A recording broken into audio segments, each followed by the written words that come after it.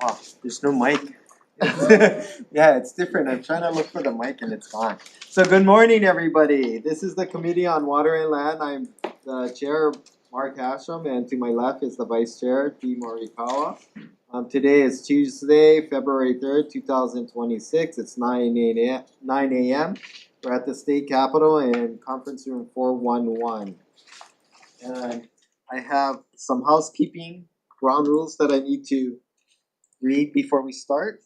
In order to have as many people testify as possible, there will be a 2-minute time limit. It's not gonna be a hard dead stop, but if you start to ramble on, I'll ask you to summarize. Because the hearings, it's a morning hearing, we need to get to floor session by 12 o'clock. So if not all the testifiers have their opportunity to testify, all the bills on the agenda will die. And that also goes to the members. Please don't drag on your questions forever. So for those on Zoom, please keep yourself muted and your video off while waiting to testify. Turn on your mic when you're ready to testify. Zoom chat function will allow you to chat with the technical staff only. As you can see, I don't have a computer in front of me, so I'm not going to be able to see your chat. If you're disconnected unexpectedly, you may attempt to rejoin the meeting. If disconnected while presenting testimony, you may be allowed to continue if time permits. Please note the House is not responsible for any bad internet connections on the testifier's end. And in the event of network failure, it may be necessary to reschedule the hearing or schedule a meeting for decision making. In that case, an appropriate notice will be posted. And please avoid using any trademark copyright images while you are testifying your background images. So don't have a Coke can in front of you while you're, or a Starbucks, never mind. Oh. Or a Starbucks cup while you're asking questions. Please refrain from profanity. Such behavior may be grounds for removal from the hearing without any ability to rejoin. So, just for another, what is this? No, just for another, I will be making tech amendments on all the bills. So in case I forget to mention it, all the bills will have technical amendments, non-substantive changes. And if I forget, all the bills will be defect dated to July 1st, the year 3000. It's not our intent to live that long. And it's just to ensure that the bills will come back to conference. And this is, yes, most of you here know that. So with that being said, we are going to start off with HB 1848. First up, we have DLNR. It's Seymour. Right. Good morning, Chair, members of the committee. Kira Kahahane, Deputy Director, Commission on Water Resource Management. We appreciate the intent of the bill. We just recommended a few amendments to the language. I reviewed OPSD's testimony and I slightly prefer the language that's in our testimony to theirs, but they're very similar and either one of the two will be fine ultimately. Thank you. I'm available for any questions. Mahalo. So next up, we have Office of Planning.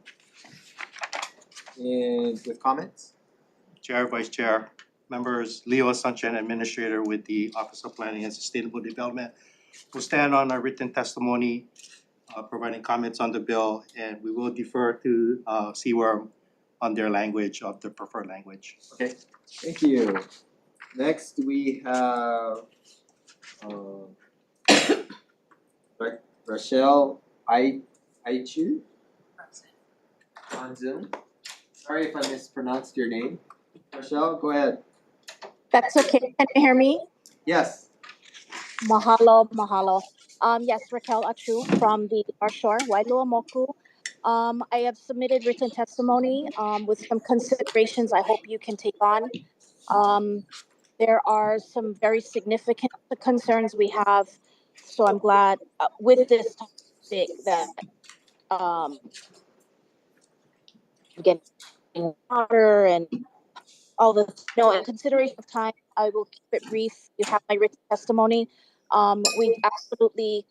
I sit on the neighborhood board. I'm vice chair, but I'm testifying as an individual, and we have a lot of issue with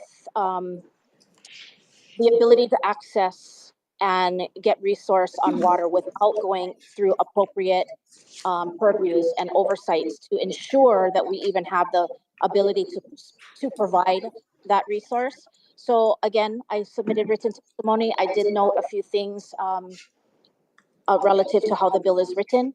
I hope you're able to take those considerations, and I'm happy to answer any questions at any time. Thank you very much. Mahalo. Do we have Mahalo. anybody else? Nobody else? Go ahead. Okay. Please state your name. Aloha kako. I'm Scott Derrickson. I'm the Chief Planner of the State Land Use Commission. We did not get written testimony submitted. But the WC staff supports measures that will ensure that proposed and approved projects will be able to actually be constructed in a timely manner, particularly those that could provide affordable workforce housing and sustainable agriculture. So I'm available to answer any questions you might have. Okay, thank you very much. Anybody else wishing to testify?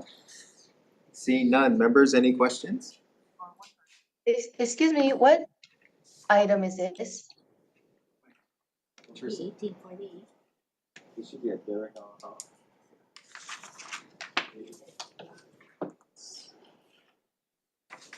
Okay, you want to put them up?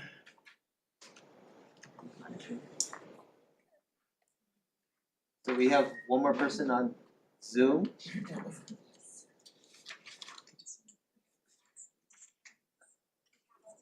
Okay. What's her name? Is this HB 1710? No. No. Okay. Okay, moving on. Okay, we're gonna move on. Next up, we have HB. Oh, you have a question? I'm sorry, I did. The department and probably CWORM. In your testimony, you offer an amendment that changes the bill language to say that the petition for the district boundary amendment, the petitioner shall submit a statement that they've consulted with the Commission on Water Resources Management on the current water availability in the hydrologic units where the parcel is located. That's softening the bill language, and it just says that they would have consulted, but it doesn't really say that they would have had any kind of finding by the commission. Is that the intent? The intent is not to soften the bill language, but to put the responsibility on the petitioner themselves rather than on the commission to submit a statement. So the commission is able to submit a statement. We're not going to be able to say with 100% absolute certainty what the availability of water is, but we can offer information based on the current sustainable yield and current withdrawals in the hydrologic unit for groundwater, or if it's surface water, a little bit more complicated, but we can provide the best available information. Did that consultation occur in an open meeting or just like in a meeting with yourself and staff? I would imagine that it would be written correspondence, likely, yeah, and it could be, if you wanna tighten up this language into a written statement from us, then we would be comfortable with that. Okay, sounds good. I was just wondering, like, consulted can mean they consulted and they had an, adverse consultation or something, so, that was, thank you. Thank you. Okay, go ahead. Just a follow-up, actually. Thank you, Chloe, for bringing this aspect to light. But yes, so if there is a negative, how would somebody communicate that the consultation, basically where you guys said there isn't enough water, how would that consultation be expressed? If it's on the petitioner to communicate that? I imagine that the petitioner would submit something in writing to Land Use Commission staff, enclosing the advice that they got from the commission. Again, so if it's not favorable to their vision and goals and dreams, what would it say? But would you be double checking to make sure that they're saying more than we consulted? That, do you know what I mean? Because then it's kind of against their own interests to be really forthcoming with how not helpful the consultation may have been for them. Yes, well, they should be honest, I would hope, right? And submit the actual statement that they got from us if it is in writing. Our statement would be something like, if there's no water available, would be current withdrawals exceed the sustainable yield for this aquifer. And I don't think that leaves much room for them to misstate what they received from the commission. Okay, thank you. Okay. Representative Shimizu? Thank you, Chair. Can I ask you a question also? Absolutely. And please indulge me. How is this new requirement an improvement over what is existing in place? So the challenge for us at the Water Commission is that by the time someone comes up with a specific project, things have been hardened. They have a team of consultants, they've gone through a lot of steps, they've gone through planning and design for the project. At that point, there's a tremendous expectation that there is going to be water available, even if there's not. So by bringing this up earlier in the process, it will help ensure that those expectations are clear early on and that alternatives can be explored before the project is fully planned out and vetted. In addition, many of the counties estimate authorized planned use based on zoning. Authorized planned use is actually one of the criteria for designation of a groundwater management area under the state water code. And so even though a district boundary amendment seems like, you don't have a specific project yet, it actually is a significant development if there were to be a boundary amendment in terms of estimating what water needs are going to be in the future. Thank you.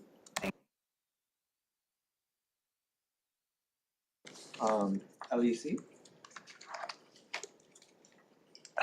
Has this issue been brought up to the LUC before? Yes, it has. Specifically in November 23? Yes. How it did is. the board vote on that? The commission at that time wasn't disposed to changing, at that time, what was being discussed was a change in the LUC rules themselves, the administrative rules. So they unanimously No. voted this down? They were not unanimous. So the board voted it down? And why was that? You'd have to poll the individual commissioners to get their rationale behind that. Okay. Okay.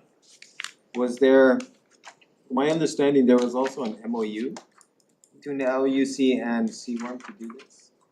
There were discussions between CWORM staff and LUC staff to put together an MOU, yes.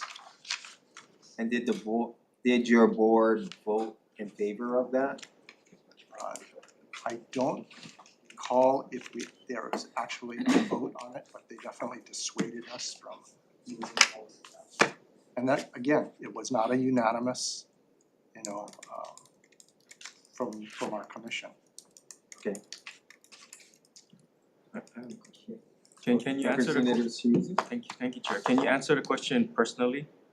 Why it was voted down in your own personal position and not deferring to the other board members, which of course you cannot speak for? Well, okay, as a professional planner, I didn't see any particular problems with at least having an MOU between the commission, the Water Commission and the LUC to ensure that we have better information flowing into our district boundary amendment process at an earliest stage possible. Because you probably know, because you've probably heard, there are issues in certain areas on the Big Island, in Lahaina, where you've got projects that have been approved by the Land Use Commission for 20, 30 years. They haven't been built. water is one of the main problems, water availability. At the time they were being proposed, they said, hey, no problem, we got water. And sometimes it's because they talked to the county boards of water supply, who said, yes, we can serve you if you drill a well. Not, we can serve you because we have excess water. But at the time, what was promoted before the Land Use Commission is, oh, the boards of water supply took a look at it. They got water, they can serve. Thank you. Representative Boy. Really quick, Land Use Commission, so would you say that something like is proposed in this bill could be a helpful tool in helping the commission make decisions more upfront than ending up on the back end, like you said, with projects, a lot of money expended on projects, and at the end of the day, there's water issues come up in the community. It might help everyone make a more informed decision as to where to develop things too. Okay. Was there a question there? Sorry. It was in the beginning, if you would think that this would be a helpful tool in helping the commission make more informed decisions on the front end of a project being, or a boundary amendment being proposed. Yes. You have to realize what you're being asked to amend right now, it's not so much the decision-making process itself. What you're being asked to amend is basically the information that comes in early, that's required of a petitioner to have a complete petition for us to start processing. Once they get past that hurdle, then we have a real due process going on in our hearings themselves. They will have to prove in many different arenas, but with respect to water, that they either have the waters available or that they will do certain things like drill a well and install infrastructure in order to supply this project that they're proposing. Thank you. Thank you. Thanks, Chair. Wait, I got a question. Hold on. David Our you're on. Yes, Can you explain about the process that you've been through, or LUC from your point of view that happened?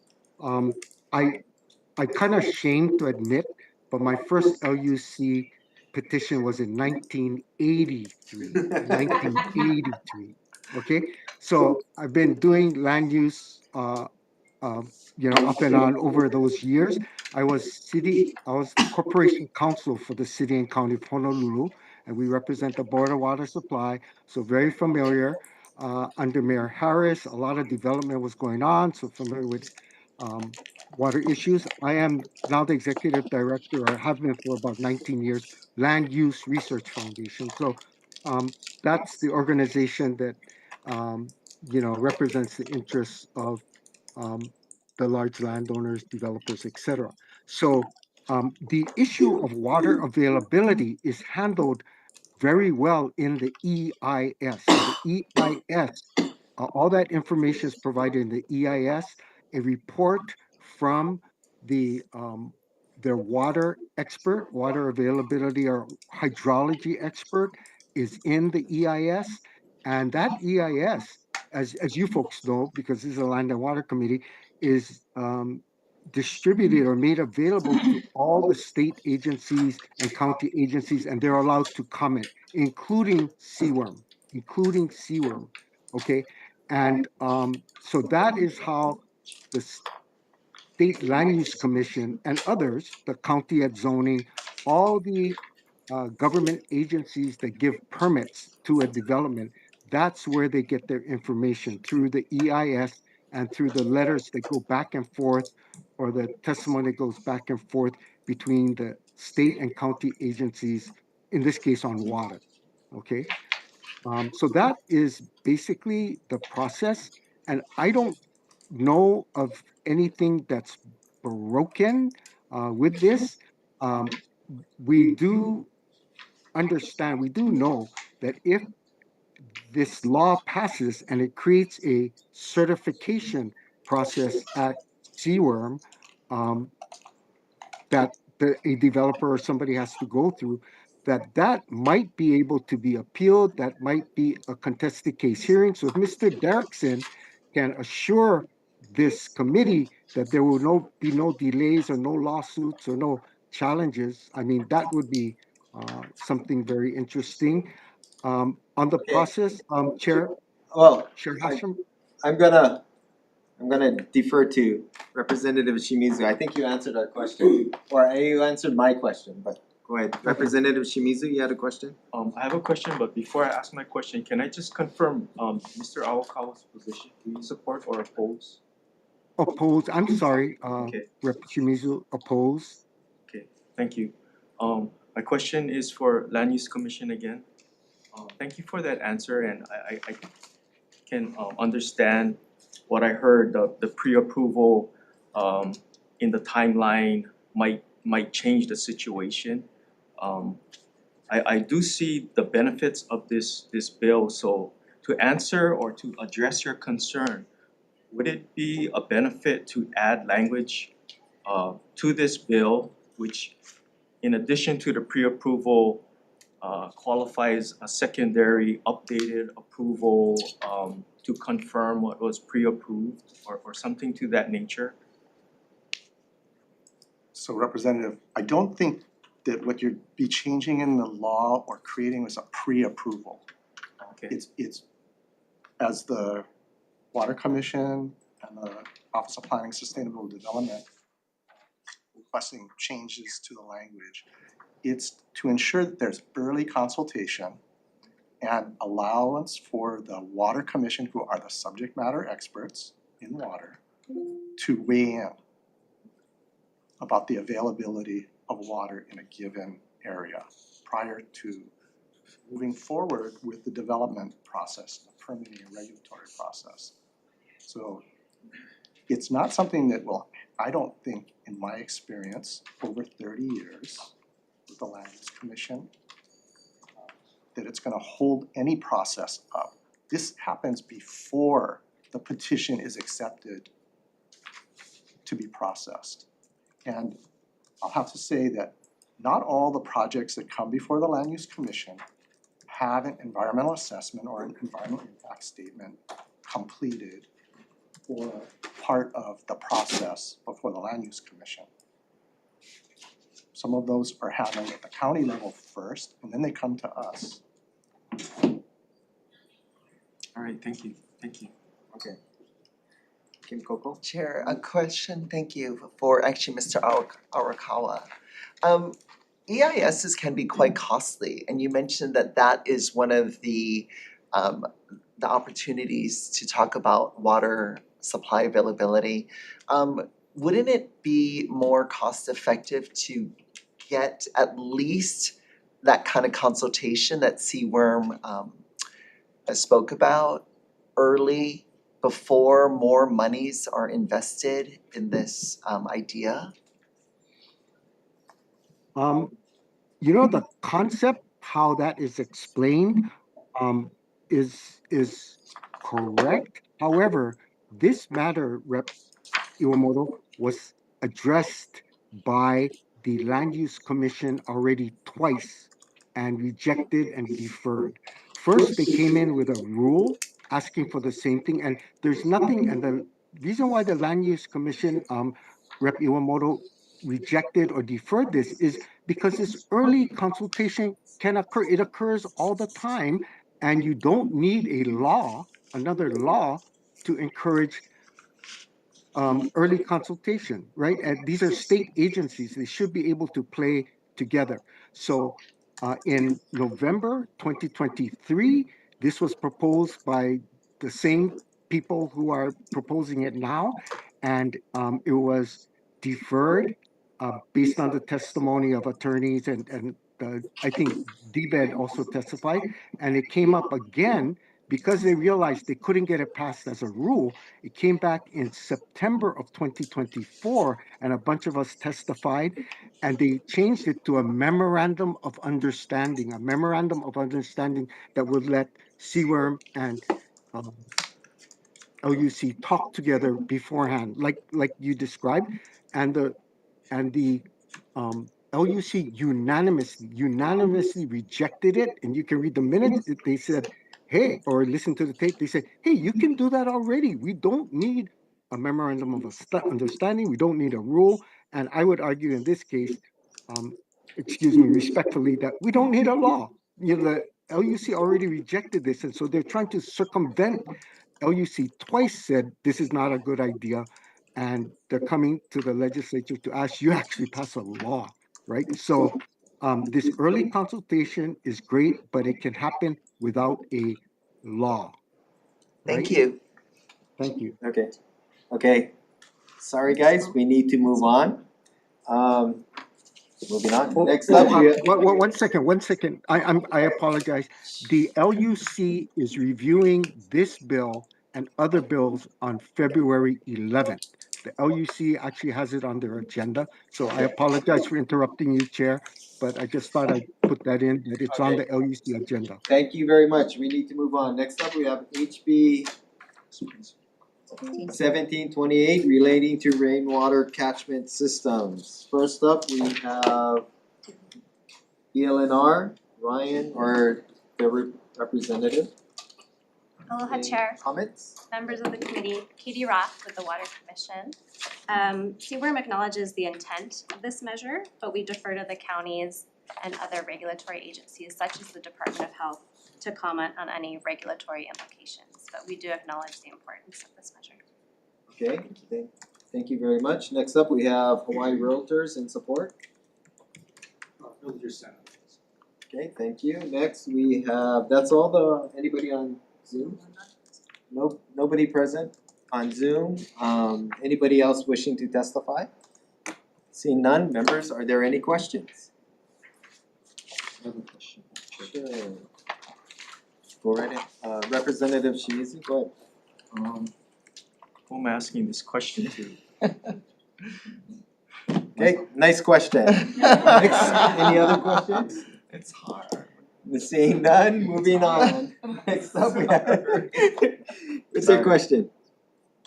I just wanna know what is the current situation and how is that gonna affect what is in place now, the ramifications of this new bill that we're trying to pass? I don't know who you would ask. Well, I'll ask it in hopefully JHA when it comes up. Okay.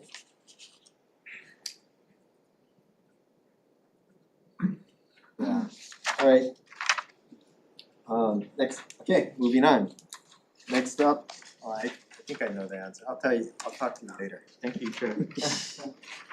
Next up, we have HB 1652 relating to stormwater management systems. First, we have Hawaii Lifeguard Association in opposition. Are they on Zoom? Yes, I'm here. Good morning. Aloha, Chair Hashem, Vice Chair, members of the committee. Thank you for this opportunity to testify. My name is Kirsten Hermstead. I am the Executive Director of the Hawaiian Lifeguard Association. I'm providing testimony today from my home on Kauai. I couldn't get over there to be in person. I apologize. The Hawaiian Lifeguard Association is a statewide nonprofit focused on water safety education and drowning prevention. While our roots, of course, are in ocean safety, we recently expanded our mission to include all aquatic environments, recognizing that drownings occur in many settings, right?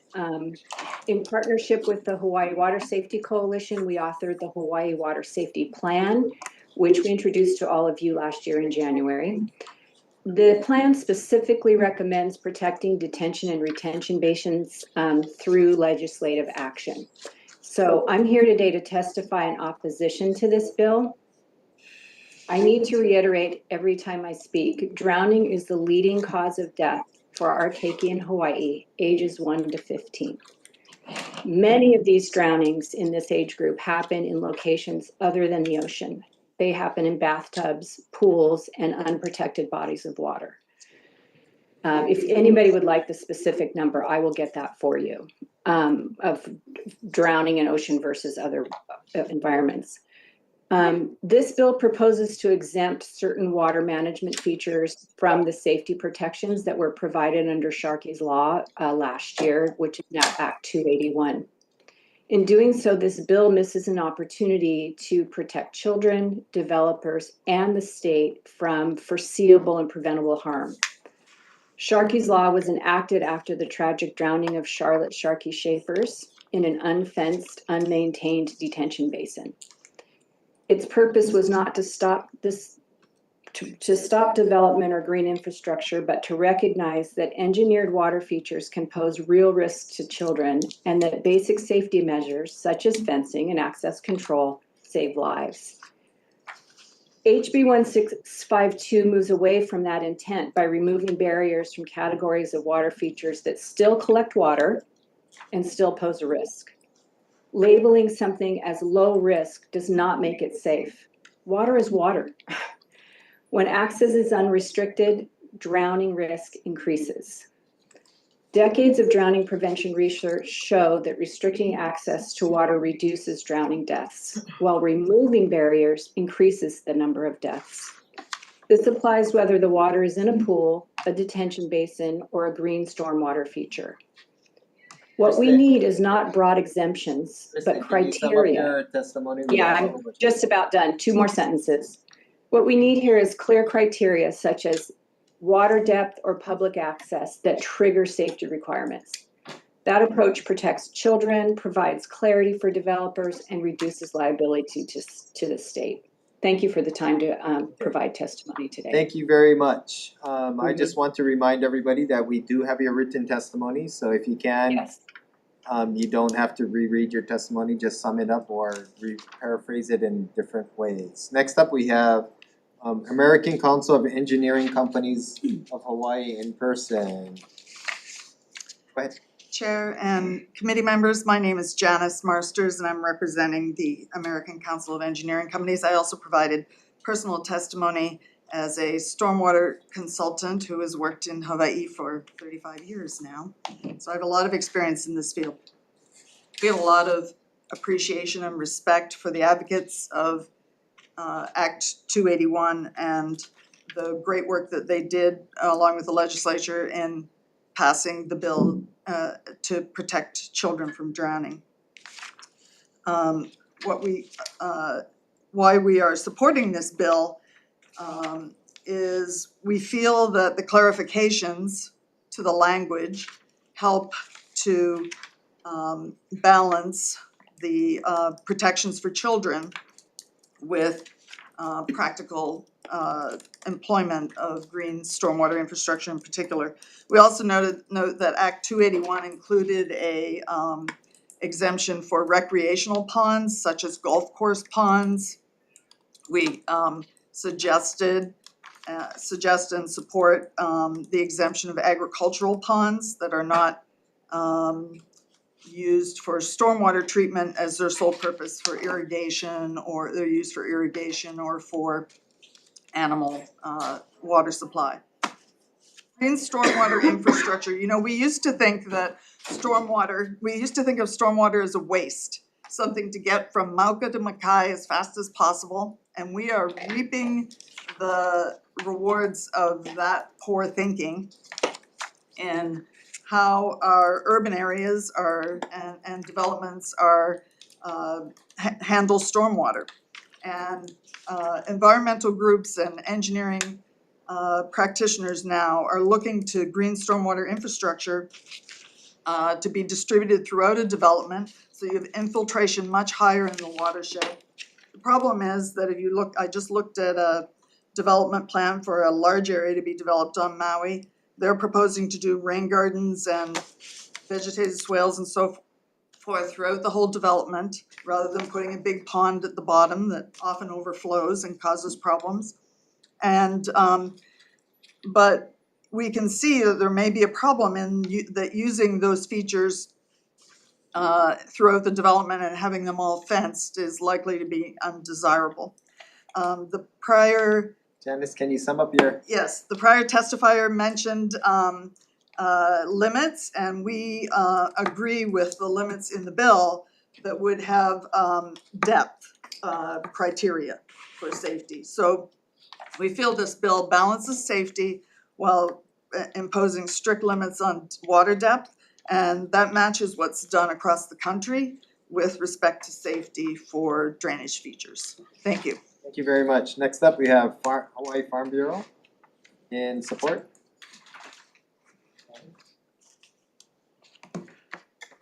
Good morning, Chair, Vice Chair, members of the committee. Brian Miyamoto here on behalf of the Hawaii Farm Bureau. You have a written testimony. Farm Bureau is in support of this measure. We appreciate Act 281 and that it did address important public safety concerns and related retention and detention ponds. Retention and detention ponds.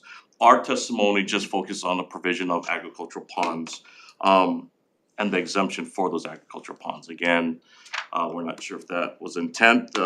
These ponds, the agricultural ponds are primarily, as you heard previously testified, for irrigation, livestock, even for fire control. Out in Cuneo, where our office is recently, those wildfires, we use some of the ag water. These ponds are usually located generally away from the public. And so again, we appreciate the intent of Act 281, but we are supporting the provision that is exempting agricultural ponds. Thank you for the opportunity to testify. Okay, thank you very much. Next up, we have Allison Schaefer's in opposition.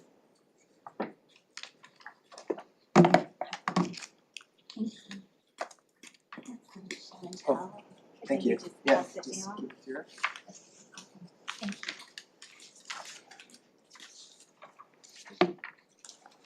Sharkey's Law exists because industry failed to protect children.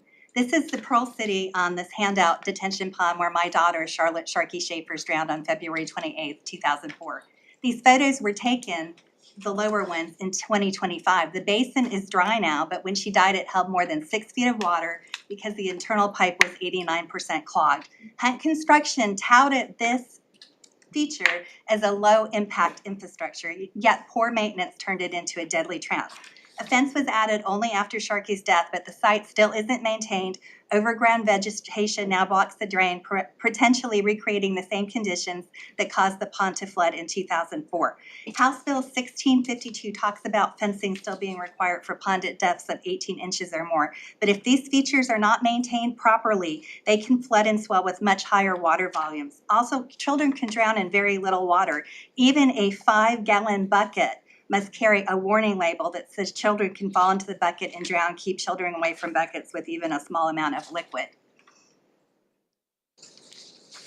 The American Council of Engineering Companies of Hawaii is lobbying for House Bill 1652 to protect the business interests of private engineering firms. I understand the need to balance business and safety, but human harm must always come before aesthetics and profits. Supporters of this bill argue that fencing might discourage GSI solutions, but the argument appears solely cost-based and it's weak as alternatives may require even more fencing. For 20 years, I worked to fix the deficiencies that killed my daughter and nearly killed a young boy that she rescued. The industry has had ample time to police itself, but so far their efforts have been focused on exempting themselves from safety requirements. American Council of Engineering Companies of Hawaii notes an exemption for Gulfport ponds in Sharkey's Law, that they come with a security requirement. Agricultural experts across the nation warn that unfenced ponds, even livestock ones, endanger both children and animals. Fencing is a best practice even for livestock ponds. Statistics show that drowning makes up 11% of all injury-related deaths on farms. The principle is simple: open water without barriers invites tragedy. We cannot allow business-driven exemptions to override basic water safety. The water safety community here in Hawaii and across the nation support fencing, signage, and ring buoys across all manner of ponds that have water because they save lives. Sharkey's Law is on its way to becoming a national water safety model, and I have been asked to speak at the National Drowning Prevention Alliance later this month about this very law. I urge you to keep the protections in place across the full gamut of risk. Thank you. Thank you very much. That is all the people that we have registered to testify. Nobody on Zoom. Anybody else on person? Go ahead. Hi, thank you for the opportunity to testify. I'm Shelley Oates Wilding and I run a water safety nonprofit for kids called Ikaika Hawaii. I just wanted to add to the testimony, I'm opposing the new bill, and just because I know that with drowning, obviously number one, when you water down the law that's been approved, you really open it up for what happens, which we see so often, is the lack of maintenance. And so then upon that they say the depth is the issue, the depth might be under 15 inches or whatever it is, but then as soon as in Hawaii, as soon as there's a storm or as soon as there's any lack of maintenance, then we are then not, we're not approving something that was really there, and so the depth can be, as what happened with Sharky's Law, can be 6 feet high. So I think that by making our rules on something on depth or anything like that where it waters down the law that was passed, we then open ourselves up to a maintenance issue unless we keep the law as it was. Okay, thank you very much. That is all the, anybody else wishing to testify? That is all the not written, that's all the people that we have registered to testify. We have probably 30 to 40 people in opposition or in support. Members, are there any questions? Representative Iwamoto? Perhaps for the engineers. So, I mean, you can understand that there's this balance between safety and then obviously you represent an industry. But what about, would there be any concessions regarding areas where it's reasonable to foresee children being in the area, like in residential areas, in the case of the pond or the water catchment area? Sure. Or even, I don't even know about golf courses, how many kids are running around golf courses. Yeah. But I do imagine livestock, cattle thing, maybe less kids are there. So I don't know, is that part of the, for you?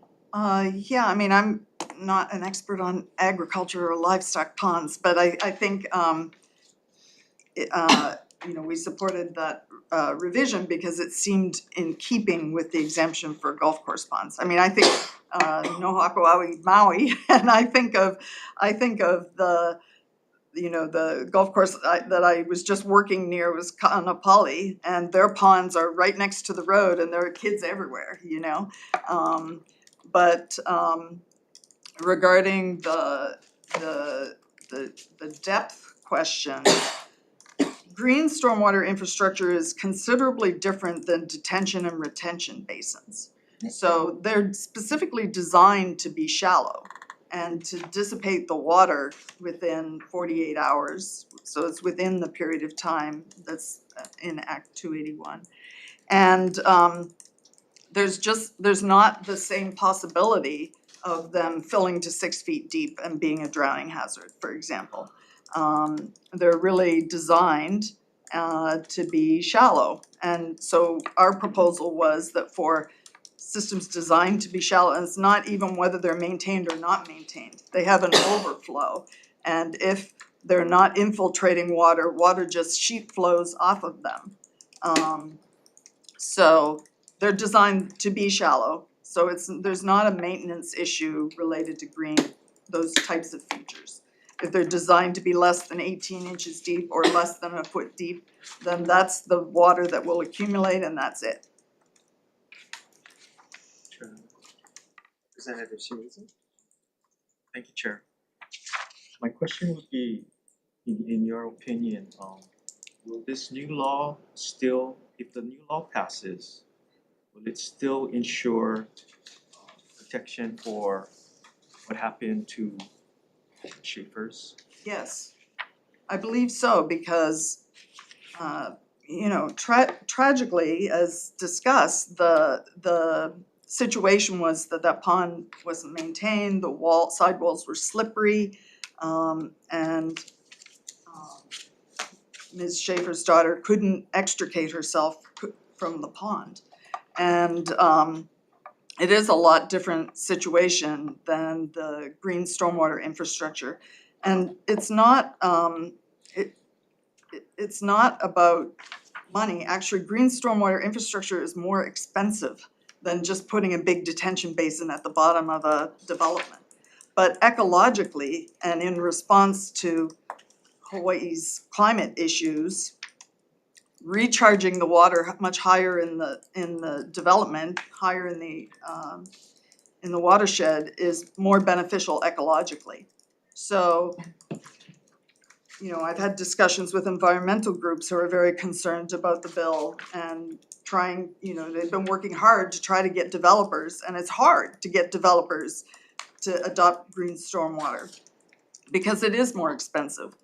But you know, the likelihood that they're gonna do that if every one of these very shallow features has to be fenced. So our, you know, so that's why we're supporting it, supporting the bill, is we feel it's still protective of child safety with the limitations on depth. And so, clarification. Did that answer your question? Yeah, I know it's a hard situation. It's hard to speak against something that's so personal, and Of course. thank you. Okay.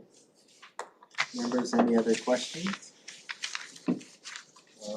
I wanna ask Farm Bureau. I'll ask real quick. So Brian, I can understand the concerns for the people opposed to this bill, but I don't. Majority of your water infrastructure is nowhere near people, right? It's usually way up in the mountains where you have the detention. I don't even care. Thank you, Lake Chair. Wilson, for example, is a good example. That's a massive detention pond. Yeah, thank you, Chair Brian Miyamoto, Hawaii Farm Bureau. You're correct, majority, and that's why I say generally, a lot of these agriculture ponds or the water infrastructure is away from the general public. We don't have a lot of folks running around. Although we say low risk, nothing is no risk. And so again, our testimony focuses on these agricultural water infrastructures that are not stormwater detention facilities, that are serving the purpose of agriculture, again, primarily infrastructure, irrigation, sorry, and also livestock and other, you even say wildlife, critical wildlife habitats. A lot of the larger structures, reservoirs and stuff do already have fencing, and farmers and ranchers will put up fencing for whatever reason, maybe for erosion control or to keep out wildlife or for other reasons. But again, as we stated, Chair, generally, these agricultural ponds that I think the bill is referencing are in areas that are normally not accessible to the general public. They may even have berms around them, again, to keep farmers and ranchers, unless they're doing farm tours, aren't normally places that we will find people coming through unless it's illegal trespassing or other illegal agricultural crimes. Okay, thank you very much. Okay, no more questions, moving on. Next up, we have, sorry, I need to catch up here. HB 1926 relating to Red Hill.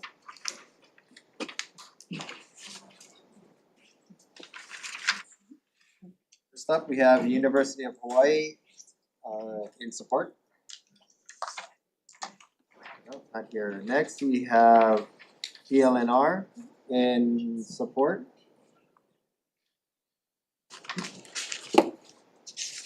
Aloha Chair, Vice Chair, members of the committee, Keala Richardson, DLNR. I'm the policy coordinator for the Red Hill Water Alliance Initiative, or VI.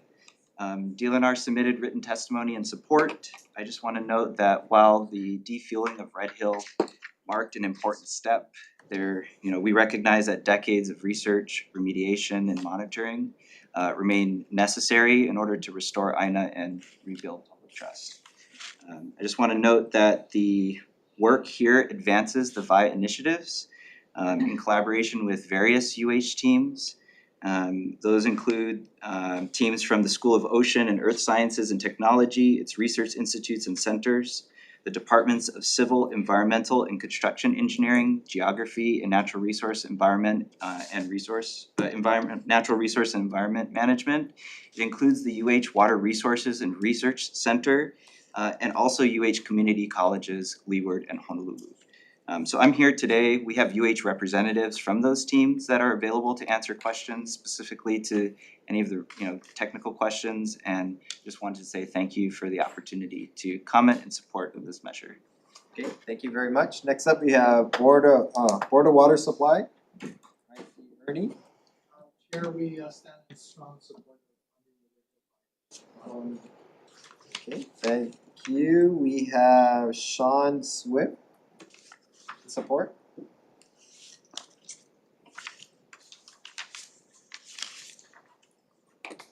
Yes, thank you. My name is Sean Swift. I'm a PhD candidate in SOAS at the University of Hawaii, Manoa, and I'd like to offer my support as an individual. So I was part of a group of UH researchers that responded to community members who were asking us to analyze samples of their tap water, which they suspected were contaminated with jet fuel. So in our lab, we adapted our methods to detect fuel components in water samples, and we created an online dashboard to share those results publicly. We also ran an experiment looking at how jet fuel is consumed and transformed by naturally occurring bacteria in Oahu's groundwater aquifers. So this experience and these years of effort drastically altered the trajectory of my graduate career. So I just want to say, I've become painfully aware of how few chemists there are in the state who can assist when there's a contaminant-related crisis, and I believe we really need this type of hands-on training, especially locally.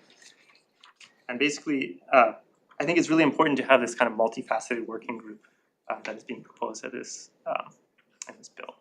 Thank you. Okay, thank you very much. Sean, I hope you stay in the state. Yeah. Yeah, we need more chemists like you said.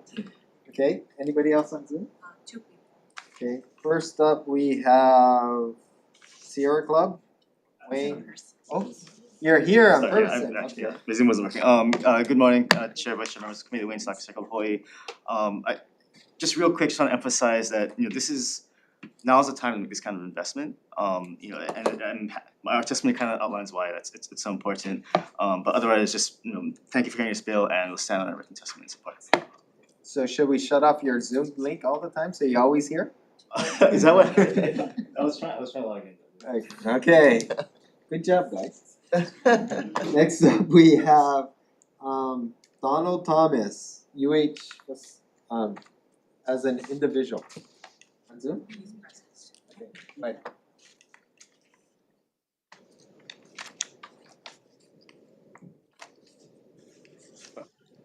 Okay, my intent was to just submit, this is Don Thomas, my intent was to just submit written testimony and be available to answer any technical questions regarding the hydrologic research that this funding would support. Okay, thank you very much. Anybody else on Zoom?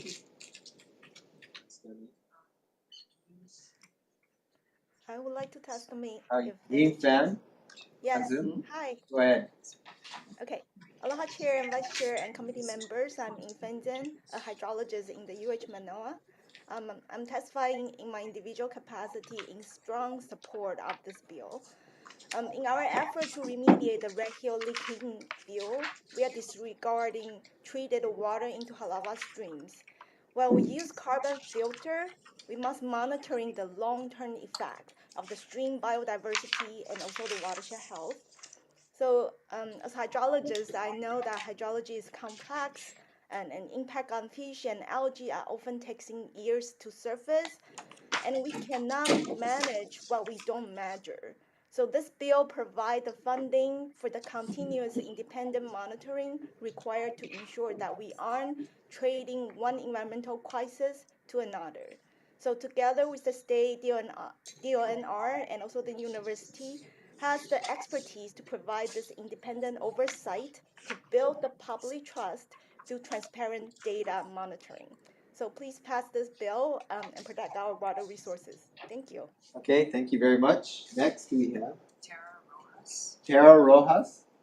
Are you on? Aloha.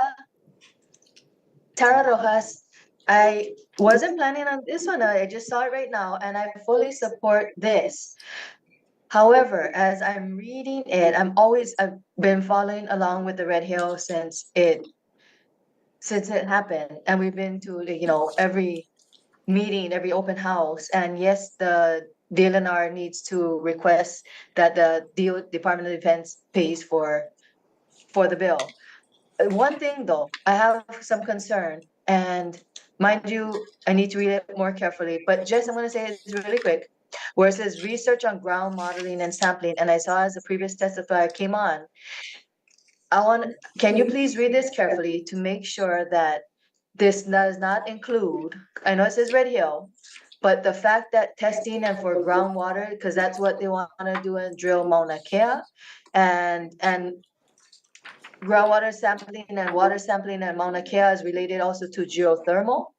So, I'm kind of hesitant on just that part, not for Red Hill, but to do any drilling of the water researching on Mauna Kea and its possible connection to possible contamination of the aquifer for doing so, and having it also related to geothermal. So, but yes, definitely support HB 1926. Mahalo. Okay, thank you very much. That is all the people that we have registered to testify. Is there anybody else wishing to testify? Seeing none, members, are there any questions? Seeing none? I have a question, Chair. Okay. Short question. Ernie, Board of Water. This is probably a rhetorical question, but if this bill doesn't pass, then I would assume that the existing situation would fall way short of what we're trying to accomplish with this bill. That is correct. Thank you to legislators to having created the as part of the but they need the funding to implement the work.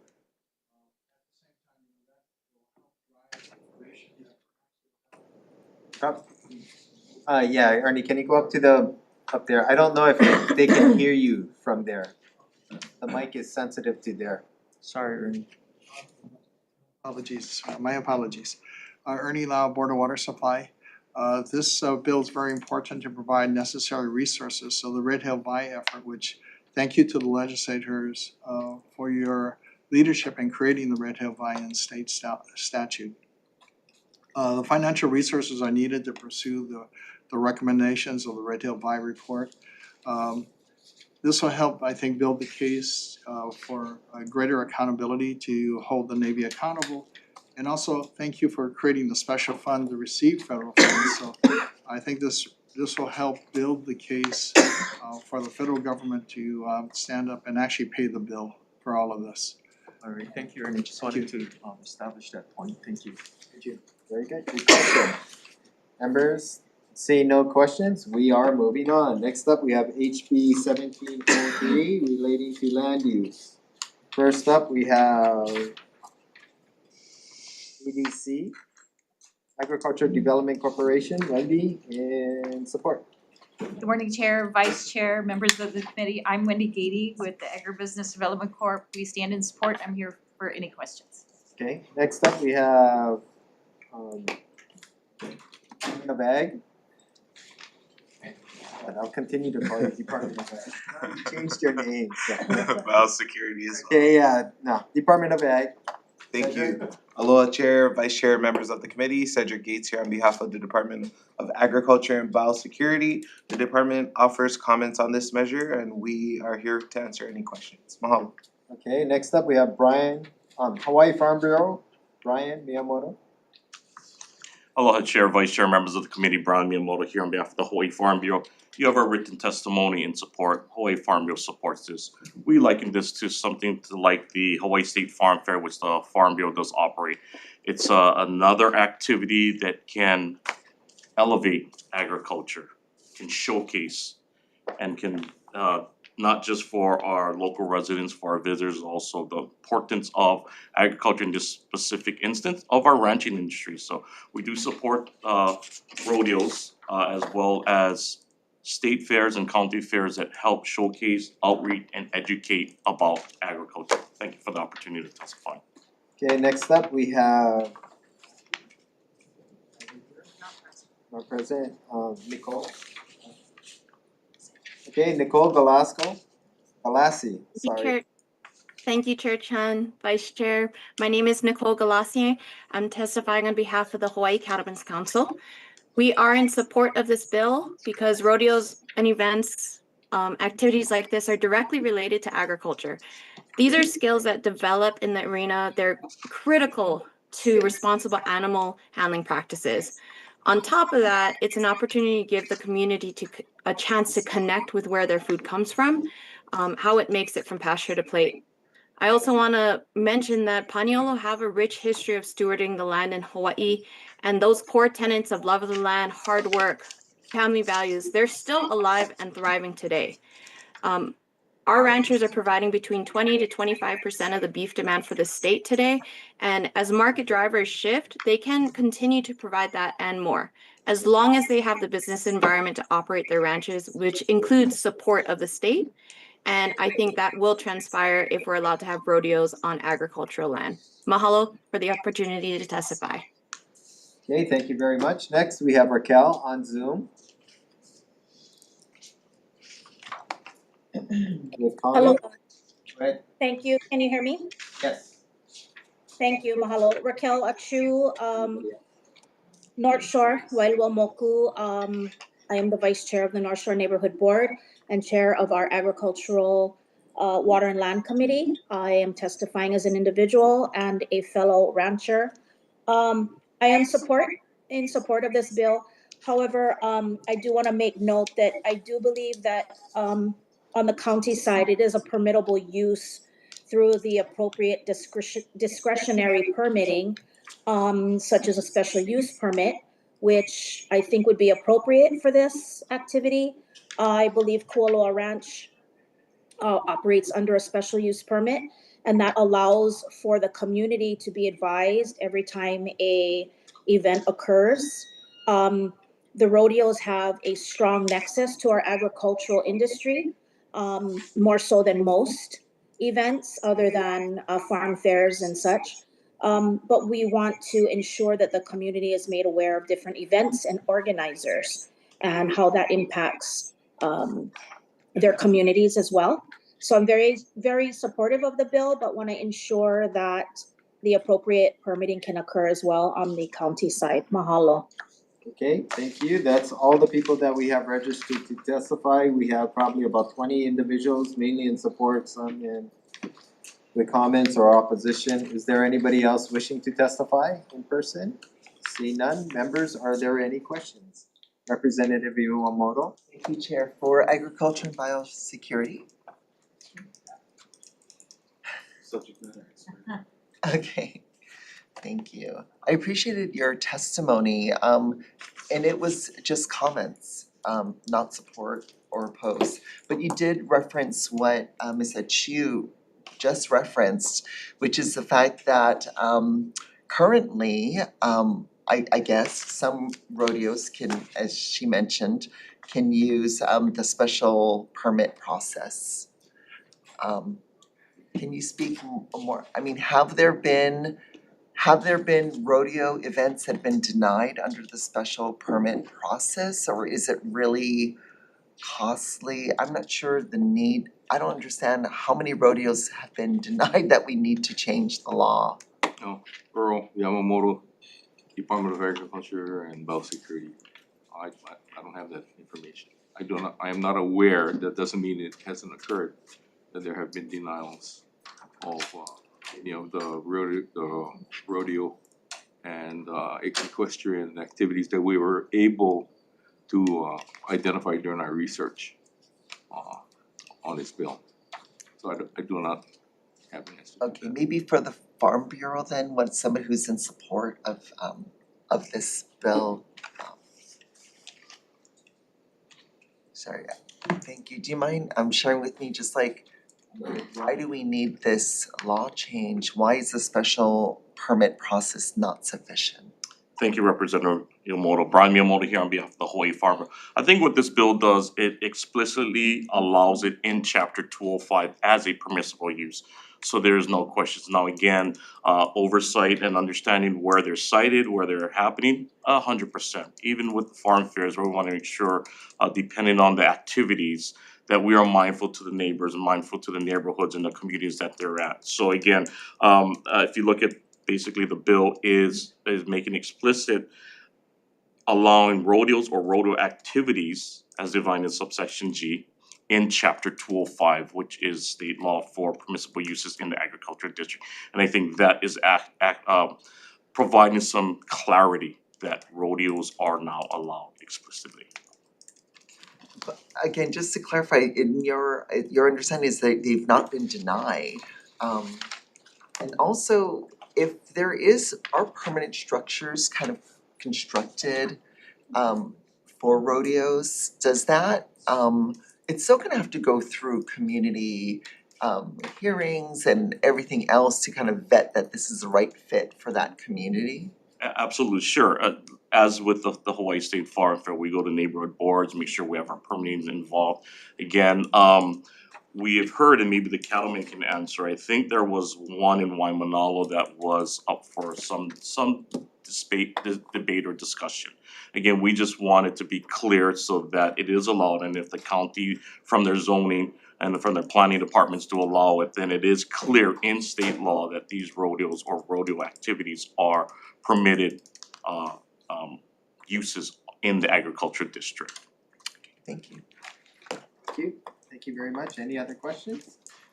Seeing none, we are moving on. Next up, we have HB 1673 relating to landfill units. I need to catch up to myself. First up, we have Department of Health with comments. Good morning, Chair, Vice Chair, committee members, Glenn Ha'ai of the Solid Hazardous Waste Branch on behalf of the Department of Health. Department stands on its written testimony and we're available to answer any questions. Okay, next we have Board of Water Supply support. Thank you, Chair and members. Ernie from the Board of Water Supply. We stand in support of this measure. I do want to point out that our no pass line, we do allow applicants for waste disposal systems to provide additional hydrologic or geologic information that might substantiate maybe some flexibility in that line. I do want to point out that the Department of Health's comments under option 3, we don't quite agree with that and what they're suggesting there, because it could have a very negative effect on our state's ability to do seawater desalination in the future. I would say that maybe if you're gonna consider including that, allow the applicant to provide additional hydrogeologic information to demonstrate a separation. Injection control wells are in the shallow caprock aquifer, but for a seawater desalination plant, we're drilling like over 1,000 feet deep into the basalt aquifer. We're actually basically pumping from the ocean. We're pumping salt water. And if we can show the separation between the shallow caprock where the injection wells are located with the deep basal aquifer, which is salt water, then I think it is safe to actually do a desalination plant. By nature, seawater desalination plants have to be located near the coastline to be able to access the supply of water. Thank you very much. Thank you. Next up, we have ENV with comments. I think that's all the people that we have in. Anybody on Zoom? One person. Mike, you all on Zoom? Committee members. My name is Mike Ewald, and I serve as Executive Director of Energy Justice Network and speaking for our members and member groups in Hawaii. I'm also the elected co-chair of the Environmental Caucus of the Democratic Party of Hawaii, and my testimony is affirmed by a resolution of the party to the same effect. I urge you to support this bill for all the right reasons, but please amend it to close a glaring loophole. A majority of what is going into the landfill is incinerator ash. Any bill about a landfill on Oahu is a bill that is about H Power's incinerator ash management. The city and county of Honolulu has been trying for nearly 30 years now to get permission from the Department of Health to take the toxic ash from the incinerator and use it to make roads or for other construction materials. It could even be used to shape into artificial reefs and be dumped at sea as has been done elsewhere. Schemes to recycle ash into roads have failed repeatedly across the nation, but the county is still actively pursuing it. This bill is protecting aquifers from placing this ash on a double-line landfill over the aquifer, but leaves open the spreading of ash all over the aquifer in the form of roads with no liners to protect the groundwater. We need to incorporate the language to close this loophole, as this committee wisely did last year, and that language is currently in Senate Bill 3259. That language would ensure that ash is placed only in a double-line landfill and not used in roads or other uses that can expose people more. It also protects any landfill community by ensuring that ash is not used as daily cover material at the landfill, as if it's covering itself, where it can blow into the community. That's why usually we don't have waste covering itself. You have soil or tarp covering the waste so it can't harm the community. Some years ago, there was a Department of Health toxicologist who was reviewing earlier proposals for reusing this ash and found that using it just as daily cover material at the landfill could increase the risk of cancer to workers at the landfill, and cautioned against the practice, and stated that the ash unquestionably contains toxic substances that are hazardous to human health. Just last year, in this committee, some of your members questioned the Department of Health about the toxicity of this ash, and they answered that they weren't convinced it's safe. And similarly, Ernie Lau at the Board of Water Supply pointed out that Dr. Roger Brewer had tested this ash in the landfill and found significant levels of PFAS, the toxic forever chemicals. In the final days of Biden's EPA, they updated their website with a statement that is still there, acknowledging that their test that results in ash being considered non-hazardous only tests what leaches out under specific lab conditions that are meant to replicate leaching at a landfill, not what's actually in the ash. And that this test does not consider if the ash is safe if inhaled, ingested, or even touched. And that statement is still on their website. I'm almost done, if I can finish the last couple of parts here. At last EPA's okay, I'll get to the last paragraph here. EPA's test. Go ahead. Okay. EPA's test does not represent real-life conditions, and there's research showing that toxic metals like arsenic, cadmium, and lead do leach out under real-life conditions. So when they say it's non-hazardous and turn those words into as if it means non-toxic or inert, that is not what it means. And there's research showing that it's not safe to be contacted. So please close this loophole. Thank you so much. Okay, thank you. Is there nobody else on Zoom? Anybody else in the room wishing to testify? Seeing none, members, are there any questions? Representative Iwamoto? For Mr. Lau, please.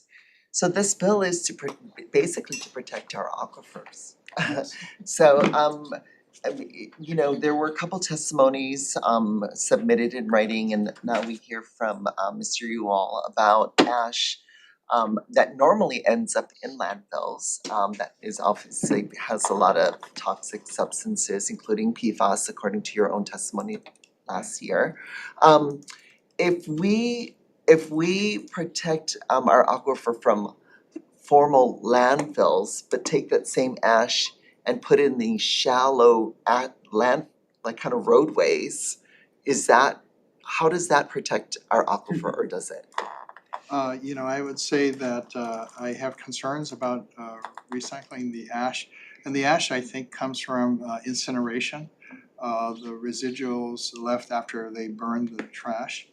That ash can contain toxins like Mike pointed out. So now using it, say, as a material to use in paving roads, then you know that roads go all over the place. So where could it end? Could it end up in an area where, as the road starts to break down, will some of this material that's been embedded in the roadway start to actually leach out with rainfall and then start to seep down into the aquifer below? Or there's also runoff from the roads. Where will that runoff go? So are we inadvertently creating a bigger problem for us in the future? So do you think you would support an amendment to this bill that kind of adds that one kind of includes some of the testimony of what Mr. Uwal suggested? Representative, you put me in a hard spot because I do respect our city Department of Environmental Services, and I think what they're trying to do, they're trying to deal with their problems, and they have difficult problems to deal with. But I would say from the idea that you don't want to spread contaminants around the environment, we're already dealing with PFAS forever chemicals. I would say that that probably is a real justifiable amendment. Thank you. Thank you. Go ahead. For Mr. Lau, I noticed in your testimony that you don't have amended language to address the concern you had about the desalinization plant. Is there language that we need to put in to do that? That's if you if you want to incorporate the recommendations in the Department of Health's testimony, then I'd say, just be very careful with option number 3, because our state's ability, not only on Oahu, but I think Maui is also looking at desalination also. And then what is it that we have to be cautious about the DOH amendment? And I would say if you could just leave the amendment, option number 3 out of the bill for now, and we can have further discussion with the Department of Health, maybe in a future measure. Okay, I really appreciate that because I know that the department is doing, or you, the Board of Water Supply, is doing some really important work with desalinization, and I hate that we even have to have that option on the table for us, but that is a long-term infrastructure project that we need to follow through on, and any other kind of language that could impede that later on in the future is not good. So I really would appreciate if you can work with the Department of Health to clarify that option 3. Yes, and for now, if you could leave it out completely, I'd appreciate that. Okay, thank Thank you. you. I got a question. So Ernie, since we're talking about Department of Health's options, which one do you prefer? You have 1, 2, you said 3 is out, so. Okay. It said pick 1, 2, or 3, so. Let me. If not, I was thinking about. This is your chance. I'm glad you read their testimony. I just happened to look at it right now. Or you can answer that later on. Can I get back to you, Sure. Chair, with Before we response? because I will incorporate what you want into the next version of the bill. I And appreciate in fact, it. I'll give you their testimony. Thank Any you. other questions? Seeing none, we're gonna move on. Sure. Okay, next up, we have HB 1639 relating to notary publics. First up, we have person, BLNR, Bureau of Conveyances with comments. Mike? Good morning, Chair, members of the committee. Mike Imanaka, Registrar, Bureau of Conveyances. Thank you for the opportunity to provide comments. You have our testimony, and a quick summary. What this bill does, it requires us to void documents that are recorded at the Bureau based upon a notary attestation.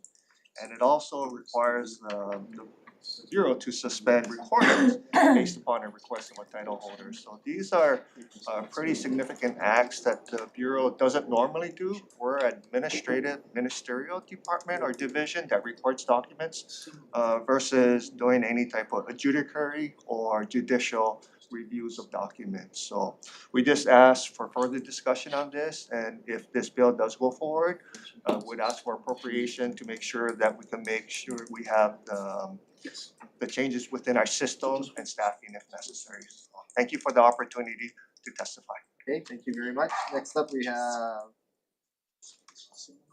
Lindsay Garcia, Realtors, not here.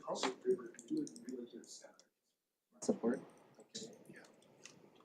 Is the Attorney General here? Oh, okay, AG, because it says on Zoom, I was gonna wait. Okay. I'm sorry. Good morning, Chair, Vice Chair, and members of the committee. My name is Tina Tsuchiyama on behalf of the Department of the Attorney General. We've submitted some testimony with some concerns and suggestions for your consideration. I'll be available for any questions. Thank you very much for your time. Thank you. Next, we have an individual, Renee Ng. Anybody on Zoom? Okay, one person on Jerome, Hawaii Land Title Association on Zoom. Good morning, Chair, Vice Chair, and members of the committee.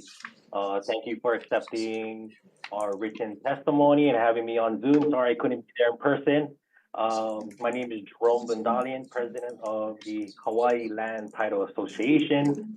We support fighting real estate fraud, but we respectfully oppose House Bill 1639. We feel that fraud should be handled by law enforcement and the courts, not by altering public records. Hawaii's recording system is designed to accept valid documents quickly, and forged documents are already legally void. Giving officials authority to remove or delete recordings will undermine the trust in the system and disrupt legitimate transactions. We are committed to detecting and preventing fraud and stand ready to work with legislature on effective solutions. Thank you for the opportunity to testify. Okay, thank you very much. That's all the people that we have registered to testify. Is there anybody else wishing to testify? Oh, go ahead. Please state your name. Emma Olson for the Office of Consumer Protection. We submitted written testimony which we'll stand on in support. We would just like to highlight that there might be some drawbacks to relying on notaries to report fraud to the Bureau. We strongly support House Bill 2615, which authorizes government agencies to record a notice of pendency of investigation when we suspect a document to be fraudulent. Thank you. Thank you very much. Is there anybody else wishing to testify? Seeing none, members, are there any questions? Representative Shimizu? Can I ask a question of the first testifier? I'm sorry, I didn't catch your name. Please forgive me. Good morning, Mike Imanaka, Bureau of Conveyances. Thank you, Mike. Hi. So, I guess I'm trying to wrap my brain around this. You're saying that as it is now, there is no acceptable recourse for incidences There where, is recourse, there's recourse within the judiciary and the court system. so this, you're saying that this is gonna be an improvement. This would actually pivot. It would put the responsibility on the Bureau to make these determinations. You know, that's pretty significant considering within each day, we record anywhere from 1,000 and 1,300 documents. And in order to review these documents a little more thorough for these instances, it might take a little bit longer. And certainly, you know, we'll work in partnership with the AG, the Consumer Protection Office to provide these safeguards. But as it's written in the law right now, if it meets recording requirements, as the HLTA gentleman mentioned, we will record the document. Are we, can I have a follow-up question? Sure. Are we opening up more litigation and dispute That's the resolution? question I'm gonna have to defer to legal. I'm not an attorney, so I can't answer that question. Representative Iwamoto? Thank you, and for you. Right now, right now, do you have a registry of all the notaries in the state? And you match up, like, to make sure that the seal is an actual legitimate notary? That's a really good question. We do not have that. That's the responsibility of Attorney General's office. You know, our role and responsibility is within Chapter 501 and 502.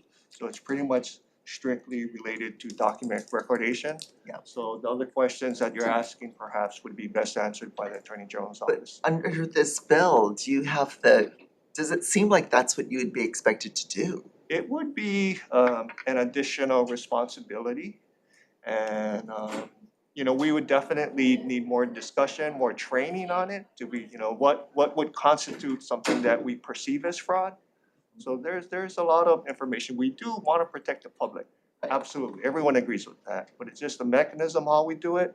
You know, perhaps there could be more discussion and working hand in hand with the Office of Consumer Protection, the AG's office, the prosecuting division within AG's, as well as the police. Right, so it would. We all want to stop this. The way this bill is written, it would give your department almost more adjudicatory roles. It would broaden our authority pretty significantly. Yeah, okay. Thanks. Good question. Any other questions? Seeing none, okay, we're gonna move on. Next up, we have HB 1710 relating to historic preservation. First up, we have Office of Planning, in support. Aloha, Chair, Vice Chair, members of the committee, Diana Setness with the Office of Planning and Sustainable Development. OPSD stands on its written testimony in support, and we are available for any questions. Mahalo. Thank you. Next up, we have DLNR, Shifty Jessica Pop. Morning, Chair, Vice Chair, members of the committee. I'm Jessica Puff, the Administrator of SHPD. We stand on our testimony and support and are here for any questions. Thank you. Next, we have Office OHA with comments. Aloha, Chair, Vice Chair, members of the committee. Kamakana Ferrer, the Compliance Archaeologist with the Office of Compliant Affairs. We stand on our written testimony which provide comments, and I'll just highlight some things here because of the technical nature of the testimony. We are appreciative of the language regarding complete submittals. That is something that OHA has advocated for over the years. You know, there's quick blame to say that a lot of the delays are from SHPD, but you know, in our experience, when we're asked to review packets, a lot of the submittals are missing information. A lot of our emails that go out are RFIs, requests for information, maps, ground disturbing work, depth. And so we appreciate that language in this bill and we think it's very important. Moving on to phased review, we've noticed that there's some opposition to including this, and rightly so, because phased review should be looked at very carefully. But OHA questions the efficacy of including that in this particular bill because HRS 6042 already allows for phased review. It's actually the exact same language. And we can't really think of any 6010 project that would need phasing that also wouldn't be subject to a permit under 6042. So you still have that ability to do it. So it's not needed to include it here in this particular bill.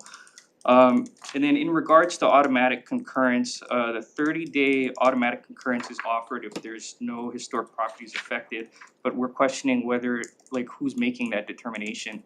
Many times we get submittals from the county that say no adverse effect to historic properties, but there's really no evidence, or they're taking the word of the developer or the applicant that's providing that information, so we have issues with that. And then in terms of the 90-day concurrence, we note that there's already a timeline that's in the administrative rules. The administrative rules would likely need to be changed. And at the same time, it's our understanding this particular language came out of Act 160 that was passed last year that was specific to affordable housing for the state. And it hasn't even, you know, been a year since that's been implemented, so we don't know if it's effective or not and whether or not we should be applying it to all private projects. So those are our comments. I'll be available for any questions. Thank you. Okay, thank you very much. Next up, we have Hawaii Realtors in support. Next, we have James J. in opposition.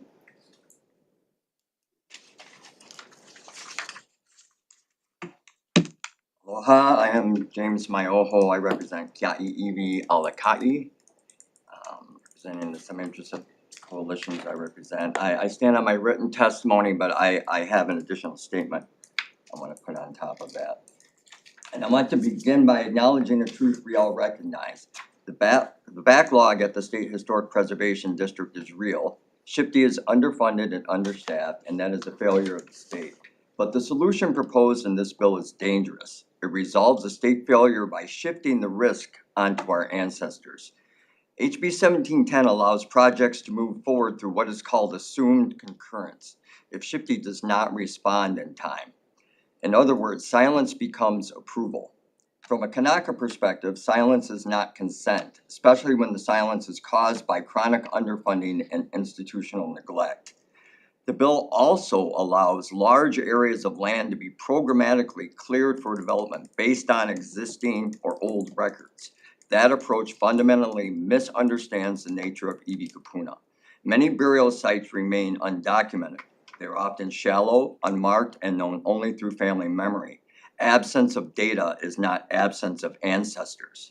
HB 1710 relies heavily on inadvertent discovery protocols, but by the time EV are discovered under those protocols, disturbances have already occurred. That is not protection, that is damage control after harm has been done. Housing and infrastructure are important, and no one disputes that. But housing justice cannot be built on the displacement of ancestors. Development can wait, our kapuna cannot be replaced. If the state cannot meet its trust and constitutional obligations to protect burial sites and cultural resources, the answer is not to weaken protections.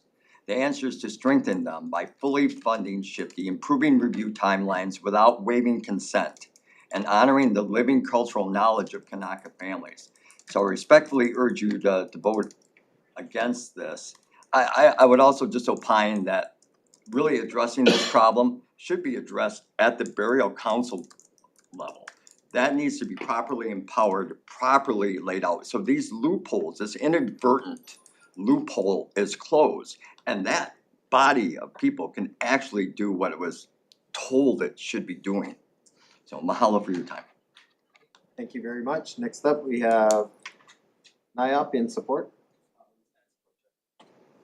Next, we have, that's all the people in-person testimony. Do we have anybody on Zoom? Nobody on Zoom? Is there anybody else wishing to testify? Sierra Club, go ahead. Good morning, Chair, Vice Chair, members of the committee.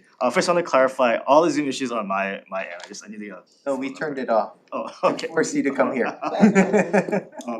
We do respectfully oppose this measure. We have concerns with the phase review part of it. I mean, kind of like the first bill you folks started there, right? It makes much more sense all around to have a clear picture of where you're gonna go before you start going. Otherwise, once you're on that path and there's EV 20 yards away, then it's gonna be very, very hard to accommodate that. It's gonna be costly, it's gonna create conflict and a lot of unnecessary pain and trauma. So we just want to raise those concerns, have to answer any questions you have. Thank you so much.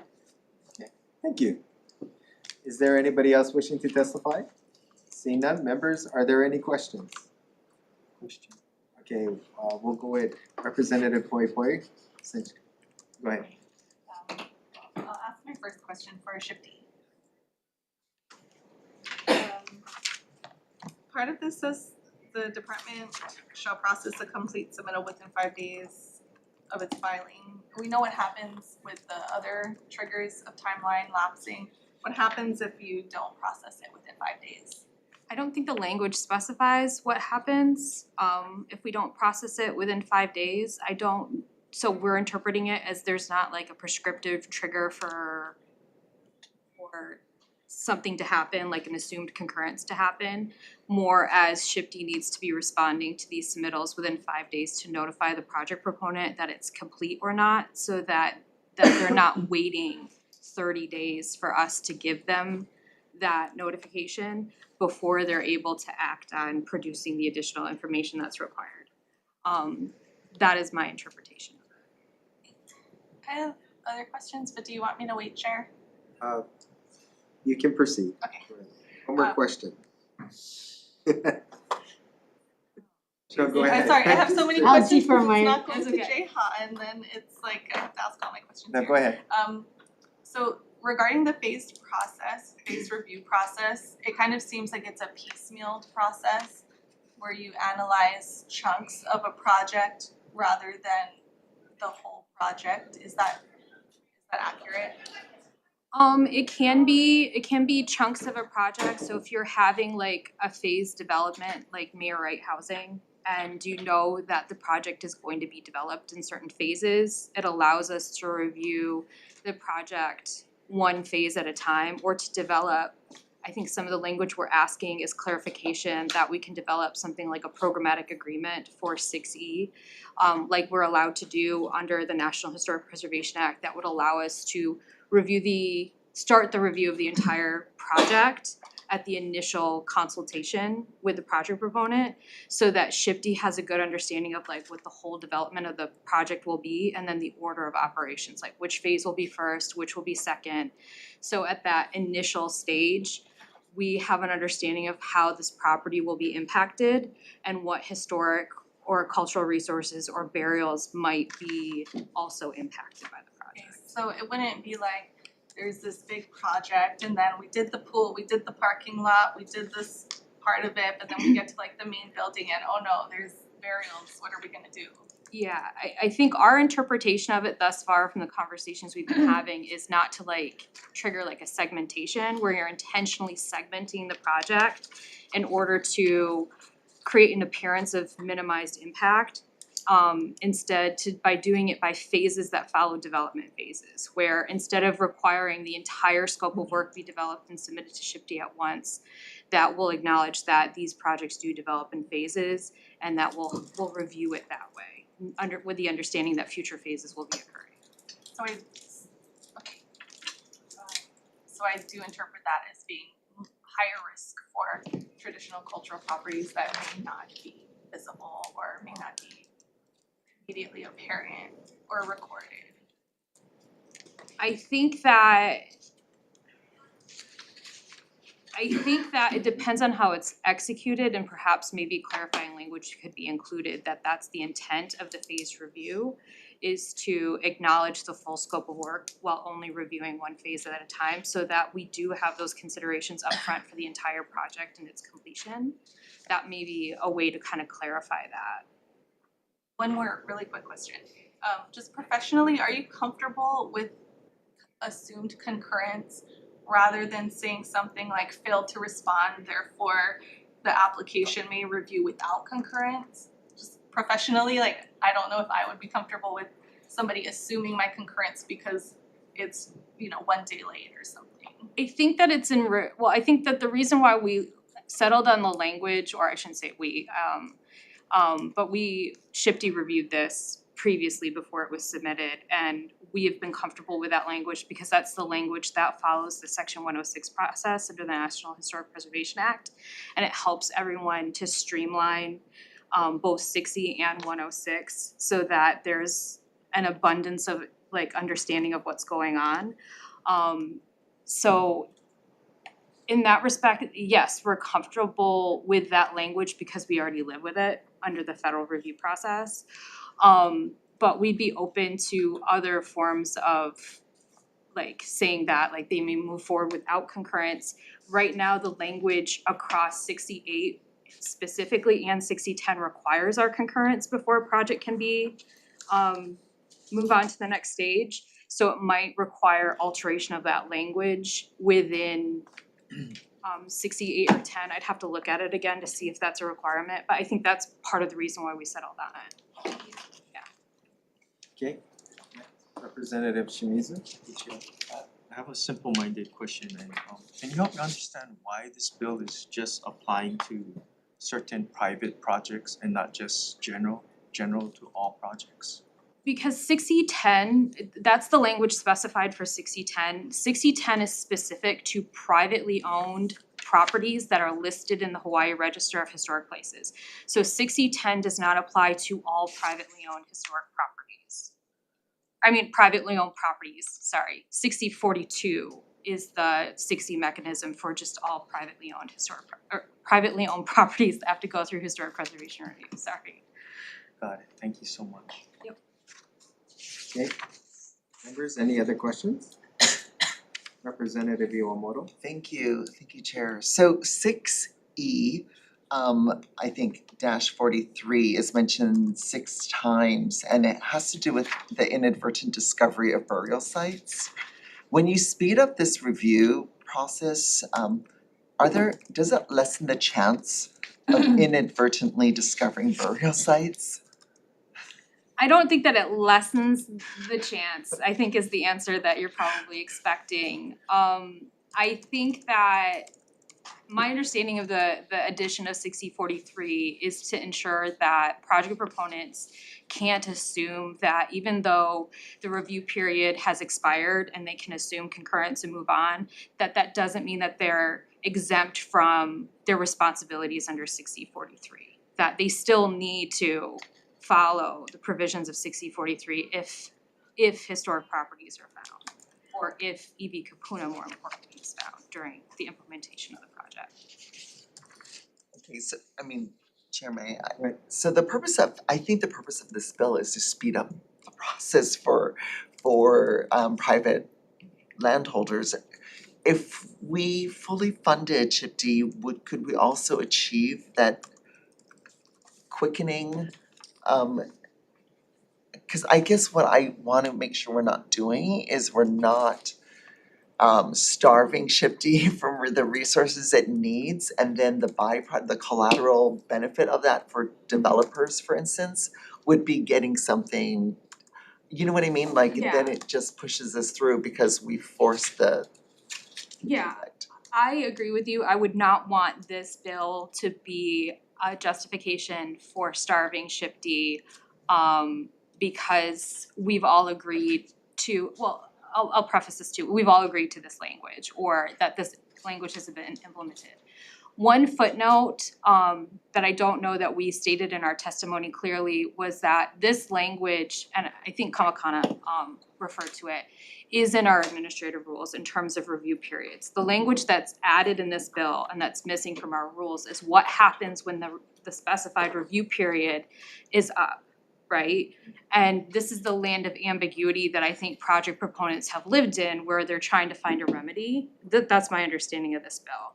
And the assumed concurrence is the remedy. It's sort of the stick for CHIP D to be held accountable to reviewing projects in a timely manner. That being said, you're completely right about, in order for us to do that across the board, we do need to be funded and staffed so that we can actually process what's coming in. So I think this is our understanding of this bill and its implementation, I think can work with a fully funded staff to review projects in a timely manner and take into account historic properties and avoid EV Kapuna. Like, I think that it can be a tool for all. But I think that I'm open to additional language additions. I think we can totally refine it to take into some of your concerns. Yeah. Representative Shimizu, is this your second time? Second time, last question. So I just wanna establish, are you saying that your department doesn't have proper funding for full staffing? We have, I will say this, there was funding passed, I think it was in 2022 to increase the number of positions within SHPD.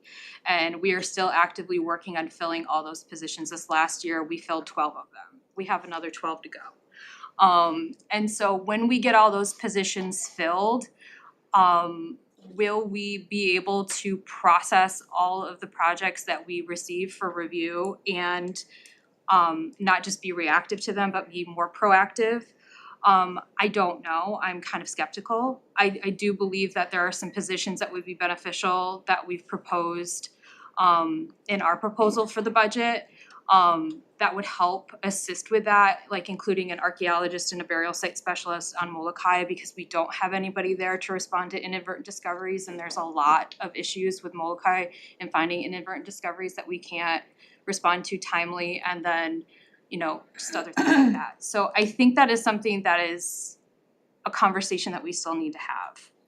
So what I heard you say is you have 12 vacancies that you are fully funded, and you are asking for additional special positions that would, you feel, better assist you in your mission. Yes, there's the 2 positions on Molokai that we were asking for, and then there's 3 federally funded positions that we have assigned to our federal grant, but we've never received enough in our federal grant to cover them, and we had asked to have those 3 positions. So even though we have 12 positions that we're hiring for, we actually have 15 vacant positions that we could fill, but 3 of them we just can't fill with anyone because we don't have funding for. So we were requesting to have those positions transferred to state funding, but I don't believe any of those requests ended up in the final budget, so I don't know if that's useful for this conversation.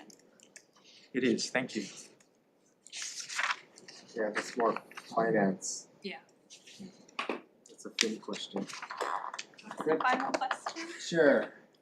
Because you brought up Molokai. We're gonna have a question jar and you're gonna put $10 every time. No, I'm just joking. Get rich. And it all goes into Shifty Special Fund. Not a bad idea. So you mentioned Molokai. Thank you for requesting the 2 positions which are needed. But we still need a burial council, right, to process through that. And so you would still need a burial council in order for those two positions to be effective in doing their work. Exactly. I think that currently we have technically right now one holdover position on our burial council. That position, I believe, will expire at the end of the session. So by the end of the session, we are looking to hopefully find 3 individuals to be seated on the Molokai Burial Council so that they can hold regular meetings and make movement on that. So we've been working this whole past year, and I can talk offline with you about this, with the governor's office to try to, and OHA, to try to find individuals who are interested in, serving on that council, but we haven't been successful with it between last session and this session in finding enough people. I would say that it's not for lack of individuals being interested, rather than for a lack of the political will to appoint people into those positions, but thank you. Seeing none, we are moving on. Next up, we have HB 1579 relating to light pollution. First up, we have PLNR in person. Aloha Chair, Vice Chair, members of the committee. With DLNR, Afshin Siddiqui, wildlife biologist, and we provided testimony in support, and I'm here for any questions. Okay, thank you. Next, we have Hawaii DOE, Department of Education in support. Nope, not here. Do we have anybody on Zoom? One person on Zoom. Leo? Leo on Zoom. Aloha Chair, Vice Chair, members of the committee. Ilihia Johnson on behalf of the Mauna Kea Observatories. You have our written testimony and strong support. Want to underscore that and also mahalo all of our friends in the conservation community who wrote in with their support on behalf of the birds and Ponu and all the wildlife. Mahalo nui. I'll be available for questions. Okay, thank you very much. No more Zoom. Okay. That's all the people that we have registered to testify. We have about 20 testimonies either in support, comments, or a couple in opposition. Is there anybody else wishing to testify? Seeing none, members, are there any questions? Seeing none, we're moving on. Next up, we have HB 1866 relating to county labor standards. First up, we have need to get my paper going. Department of Labor and Industrial Relations. Okay, thank you. Next we have Operating Engineers. Okay, thank you. Next, do we have anybody on Zoom? Nobody on Zoom. That's all the people that we have registered. We have about 5 testimonials in support and comments. Is there anybody else wishing to testify? Seeing none, members, are there any questions? Yeah, Pane, I got a question. Well, I got a statement actually. Okay, so I can see this as very problematic. The section, what the GCA came out and said, holding the landowner or the building owner accountable for the mistake of a contractor. Yeah, I can see that here, let me put it this way, it puts all the affordable housing projects in jeopardy. So, well, let me explain. So let's just take a project, right? The project has specific timelines, especially 9% LIHTC. And if you're going down the line, the contractor, for whatever reason, gets stops, the permit gets pulled, you can't get your certificate of occupancy, you can't get your placed in service date within the specified period, because the LIHTC has specific deadlines set by the IRS. And if you don't make those deadlines, your tax credits just poof disappears. So you could be in a project on $50 million and your permit gets pulled, your tax credits get pulled, and now the developer, the whole project is on the hook. Is there, so, yeah, I can see a problem.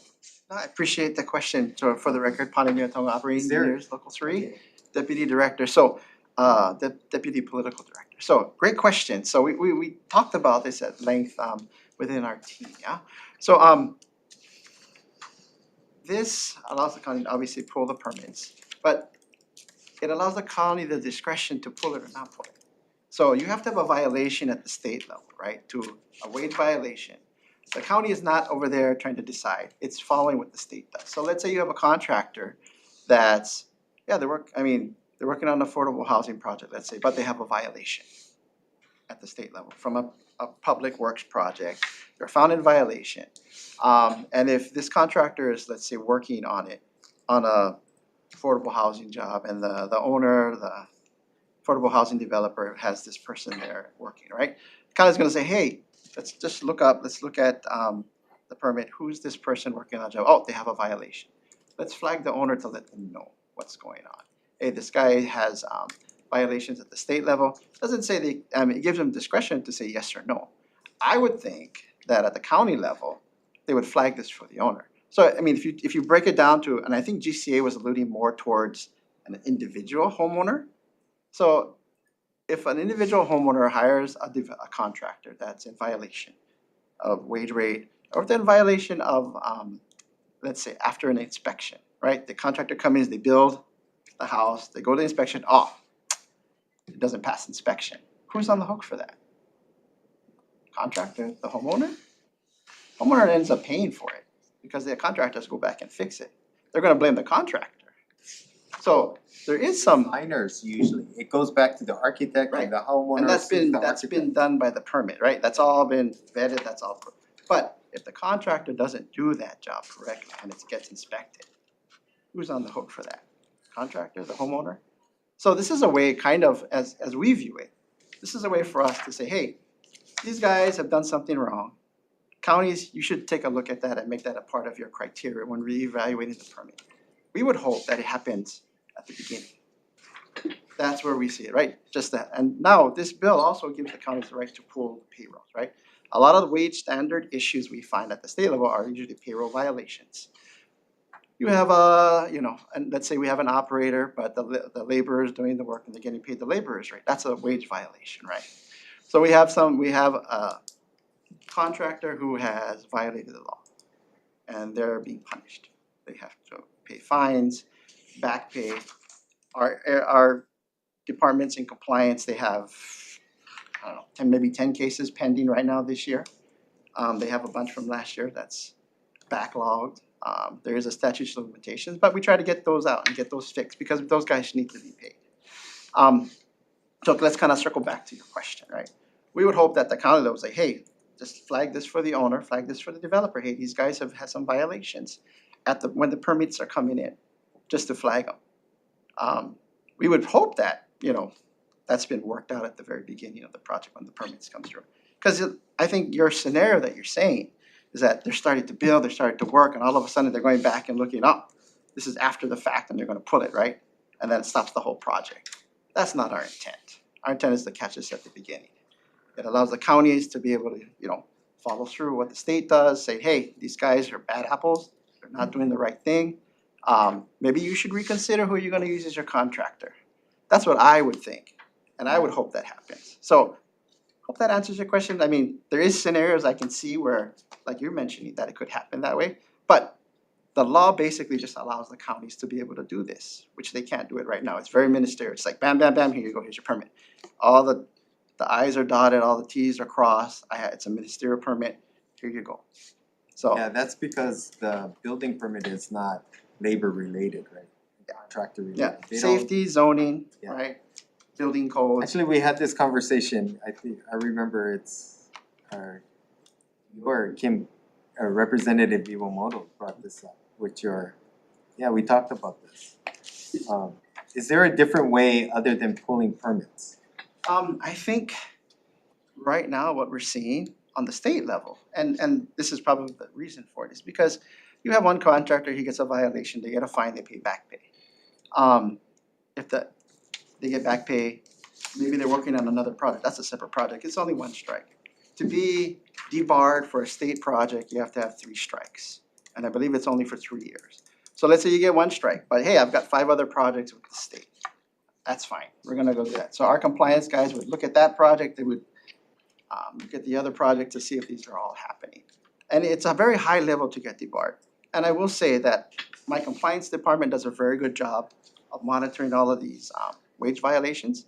And the quickest way that we found to remedy this situation is to actually not go with Department of Labor because they're backlogged.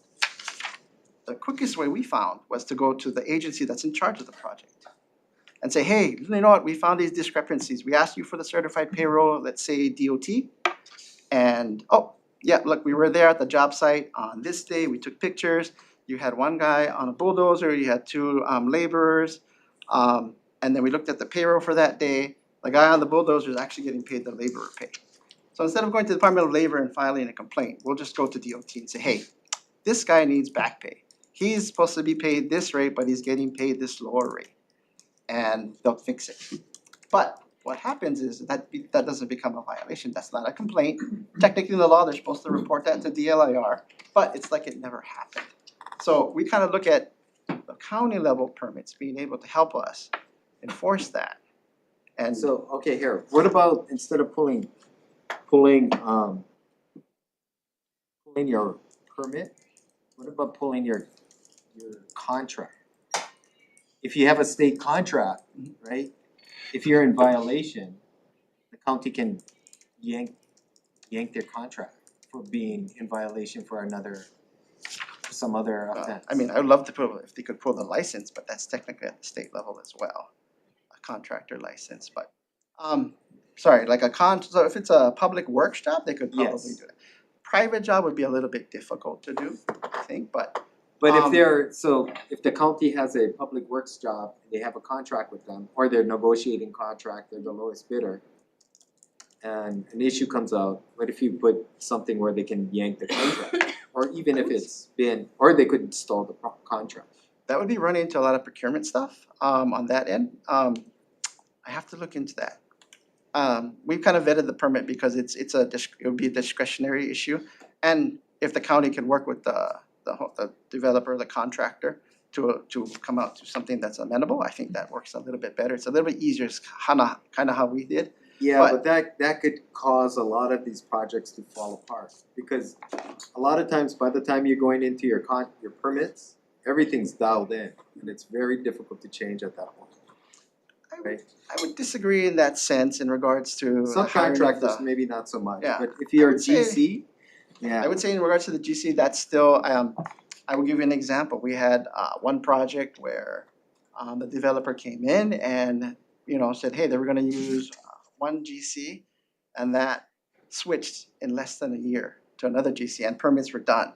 So it's possible. Oh, no, you can switch GCs, you but can depends totally on how switch far you're along in the Right, project. I mean, Yeah. this was actually an affordable housing project too at the county, but and it's still not developed, but they switched the GC on the city, and it was interesting because we're like, okay, well, you said you're gonna go GC, and all of a sudden you switched it like that, and then the unions had to get involved. But all right, I appreciate, thank you. Oh, I opened up the floodgates. Question. Lucky we get plenty time. I actually want a question for the Department of Labor, thank you. Okay. We'll go with Representative Bellotti because she has the least amount of questions so far. Thank you for acknowledging that. I'm just curious, was the Department of Labor part of the speed task force, and was this kind of issue raised? Because it seems to me that this actually runs counter if Representative Hashim's comment is correct, that it could actually slow down things, that this is not a good thing that we should be doing. Good morning, Bill Kunsten, Deputy Director. We are not a part of the speed task force. So maybe this isn't for you then, maybe Pane, were you part of that, and was this raised?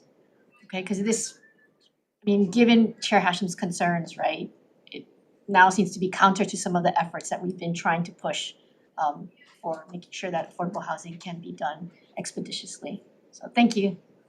Thank you. Representative Yomoto, your question? Thank you, yes, it's for the gentleman. Sure. It's a follow-up to a point you raised, which was the license, the the professional license of, I guess, the contractor, if there are violations of law, doesn't DCCA have RICO complaint and adjudicatory processes already in place? From what I understand, they do, but a formal complaint has to be filed, from what I understand. For us,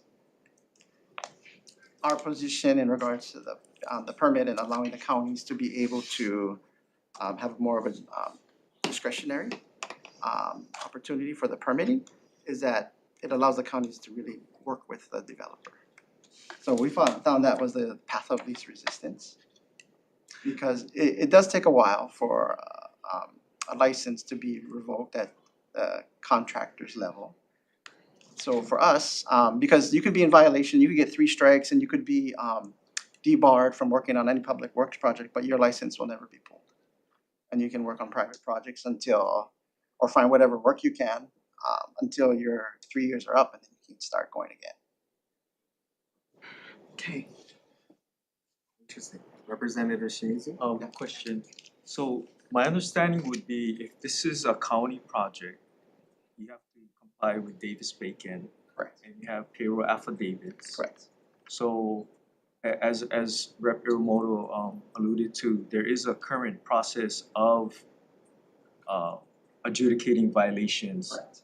So it seems to me, and I think Chair Hashem touched on it, that the enforcement penalties that you are proposing via pulling permits may not be a proper method of enforcing the problem that you are getting at, which is basically bad contractors trying to not pay their employees properly. That it would seem to me that there is a cleaner and better method that we need to address the root of the problem versus kind of introducing this pulling the permit. I think it goes back to like you said, their license or a better rating system that disqualifies them from current projects and future projects for whatever time period. I'm sorry, there's no question, I guess. Sure, I mean, no, thank you for the comments. I think what you said is you're assuming that they're going to pull the permit. That's not what this law does. It just allows the county discretion. So the county can work that with whatever they want.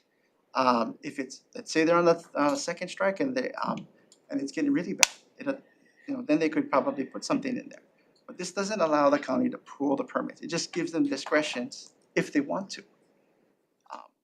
That's the difference. That's what I see. Okay, thank you. Thank you. Members, any questions? Seeing none, we will recess. You're at the end, right?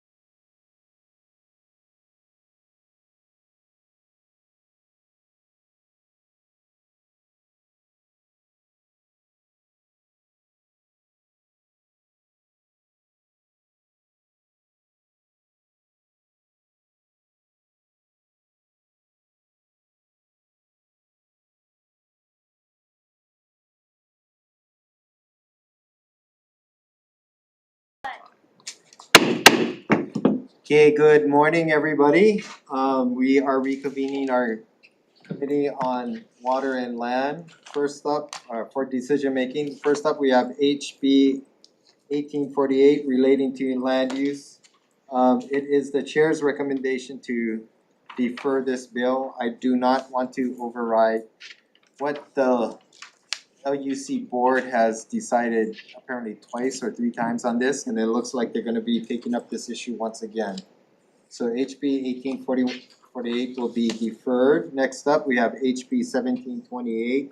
The chair's recommendation is to pass this out with an HD1, effecting the date to 7/1/3000. And that's about it. Any comments or concerns? Yes. Thank you, Chair. I just want to voice my concern that as a supporter of home rule and as a supporter of counties and being accountable to the residents of their counties. Yeah, I just don't understand, and we didn't hear any evidence suggesting that the counties weren't able to handle this on their own and are not making the right decision for their communities. So I'm gonna be voting with reservations on this. Okay, thank you very much. Chair, I have some concerns also, so I will be voting with reservations. Okay, thank you very much. That's it. Okay, Vice Chair for the vote. Okay, I'm voting on HB 1728, recommendations to pass with amendments. Chair votes aye, Vice Chair votes aye. Rep. Baladi? Aye. Rep. Ichiyama? Aye. Rep. Iwamoto is a reservation. Aye. Rep. Poi Poi? Aye. Rep. Woodson? Aye. Rep. Shimizu reservations? Thank you. And Rep. Souza? Aye. Your recommendation is adopted, Okay, Chair. thank you, members. Next up, we have HB 1652 relating to stormwater management. The chair's recommendation is to pass this out with an HD1, make technical amendments such as on page 5, line 1 and 4, it should be planted, not plated. And agriculture ponds will be agriculture infrastructure. And defect date to 7/1/3000. That's about it. I understand the concerns for the people with opposition on this. But most of the agricultural infrastructure is outside where most people are. So I think, yeah. Any comments or concerns? I'll be voting with reservations. Okay, Same. okay, thank you. Vice Chair for the vote. Okay, thank you. Voting on HB 1652, recommendation is to pass with amendments, noting all members present. Reservations from Rep. Iwamoto, reservations for Shimizu. Are there any other reservations? Any opposition? Seeing none, your measure is adopted. Okay, thank you, members. Next up, we have HB 1926 relating to Red Hill. The chair's recommendation is to pass this with an HD1. I'm gonna blank out the appropriation amounts in the bill and put them in the committee report and to make the effective date 7/1/3000. Any comments or concerns? Seeing none, Vice Chair for the vote. Okay, we're voting on HB 1926, recommendation is to pass with amendments. Are there, all members are present, are there any reservations? Any no's? Seeing none, your measure is adopted. Okay, thank you, members. Next up, we have HB 1703 relating to land use. The chair's recommendation is to make technical amendments for clarity and consistency and style and to defect date to 7/1/3000. So pass it out with an HD1. Tech amendments and defect date, that's it. Comments, concerns? And with reservations. Okay. Thank you. Okay, we're voting on HB 1703. Recommendations to pass with amendments, noting all members present, reservations from Rep. Iwamoto. Any more reservations? Any other no's? Recommendation is adopted. You're against rodeos? Oh my god. You're so bad. You have reservations on rodeos, okay. Next up, we have HB 1673 relating to landfill. The chair's recommendation is to pass this out with an HD1 We're gonna take Board of Water Supplies statement to make it 7/1/2027, the effective date, and we're gonna take Department of Health's option number 1. And defect date to 7/1/3000. Any comments or concerns? Oh, yes, go ahead. Oh, thank you, Chair. I just wanted to recognize the testimony that we received regarding one of the components of landfills to me is ash that comes from H Power, and the fact that we're turning potentially, there's this kind of movement towards making roadways into almost like horizontal landfills throughout our community. And that I would love for the committee report to recognize that what I heard Mr. Lau contribute, and by saying that he thought by addressing ash could be a justifiable amendment, perhaps for the next committee to look at. Okay, we'll put that in the committee report. Thank you. You're voting yes, right? With reservations for that reason. Okay. It's a support. You went from a no to a yes? I mean, I know to a reservation. Okay. At least I pushed you up. Okay, good. Okay, Vice Chair for the vote. Okay, we're voting on HB 1673, recommendation to pass with amendments. Voting, all members present, are there any more reservations? Except for Rep. Iwamoto, any no's? Seeing none, your recommendation is adopted. Okay, thank you. Next up, we have HB 1639. Chair's recommendation is to defer this because of all the testimony and the problems. I'll go talk to the introducer and try to see if we can work something out. Next up is HB 1710 relating to historic preservation. The chair's recommendation is to pass this out with an HD1. We're gonna take DLNR's amendments and we're gonna take OHA's amendment to what is this? As stated above, at minimum or within a 30-day calendar if no historic properties are impacted by the proposed projected. We're gonna take that amendment from their testimony. Is that correct? Yep, that's correct. Removing that language, the 30 calendar day language. Okay, good. Are you voting yes? I'm gonna vote with reservation. Oh, But you got me up too, Okay. yeah. Thank you very much. Same. Thank you, Chair, for taking OHA's recommendation, and I will be voting with reservations. Okay, same. Thank you. Same. And just a comment, it concerns me that this is not going to JHA, and that's something that typically we do see, so it's something that I would note. Reservations for me as well, thank you. Okay, thank you. Okay, Vice Chair for the vote. Okay, we're voting on HB 1710, recommendation to pass with amendments. All members present, noting the reservations of Rep. Belatti, Rep. Iwamoto, Rep. Poi Poi, Rep. Chimizu, and Rep. Souza. Are there any more reservations? Any no's? Seeing none, your recommendation is adopted. Okay, thank you very much for letting the bill limp out of committee. Next up, we have HB 1579 relating to light pollution. I'm gonna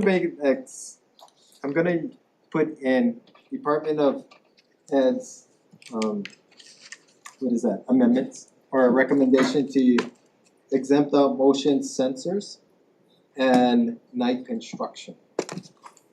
So, and defect date to 7/1/3000. Any comments or concerns? I have comments, Yeah. Chair, sorry, because this was taken up years ago. And Kauai County did come up with a very strict policy, as you all know. So my concern is based on the night construction when it is required, the lighting is required. And also for sports athletic games that may happen in the evenings. So that might be a consideration that might have problems, consequences, issues. So with that, I just wanna know, I support you. Thank you.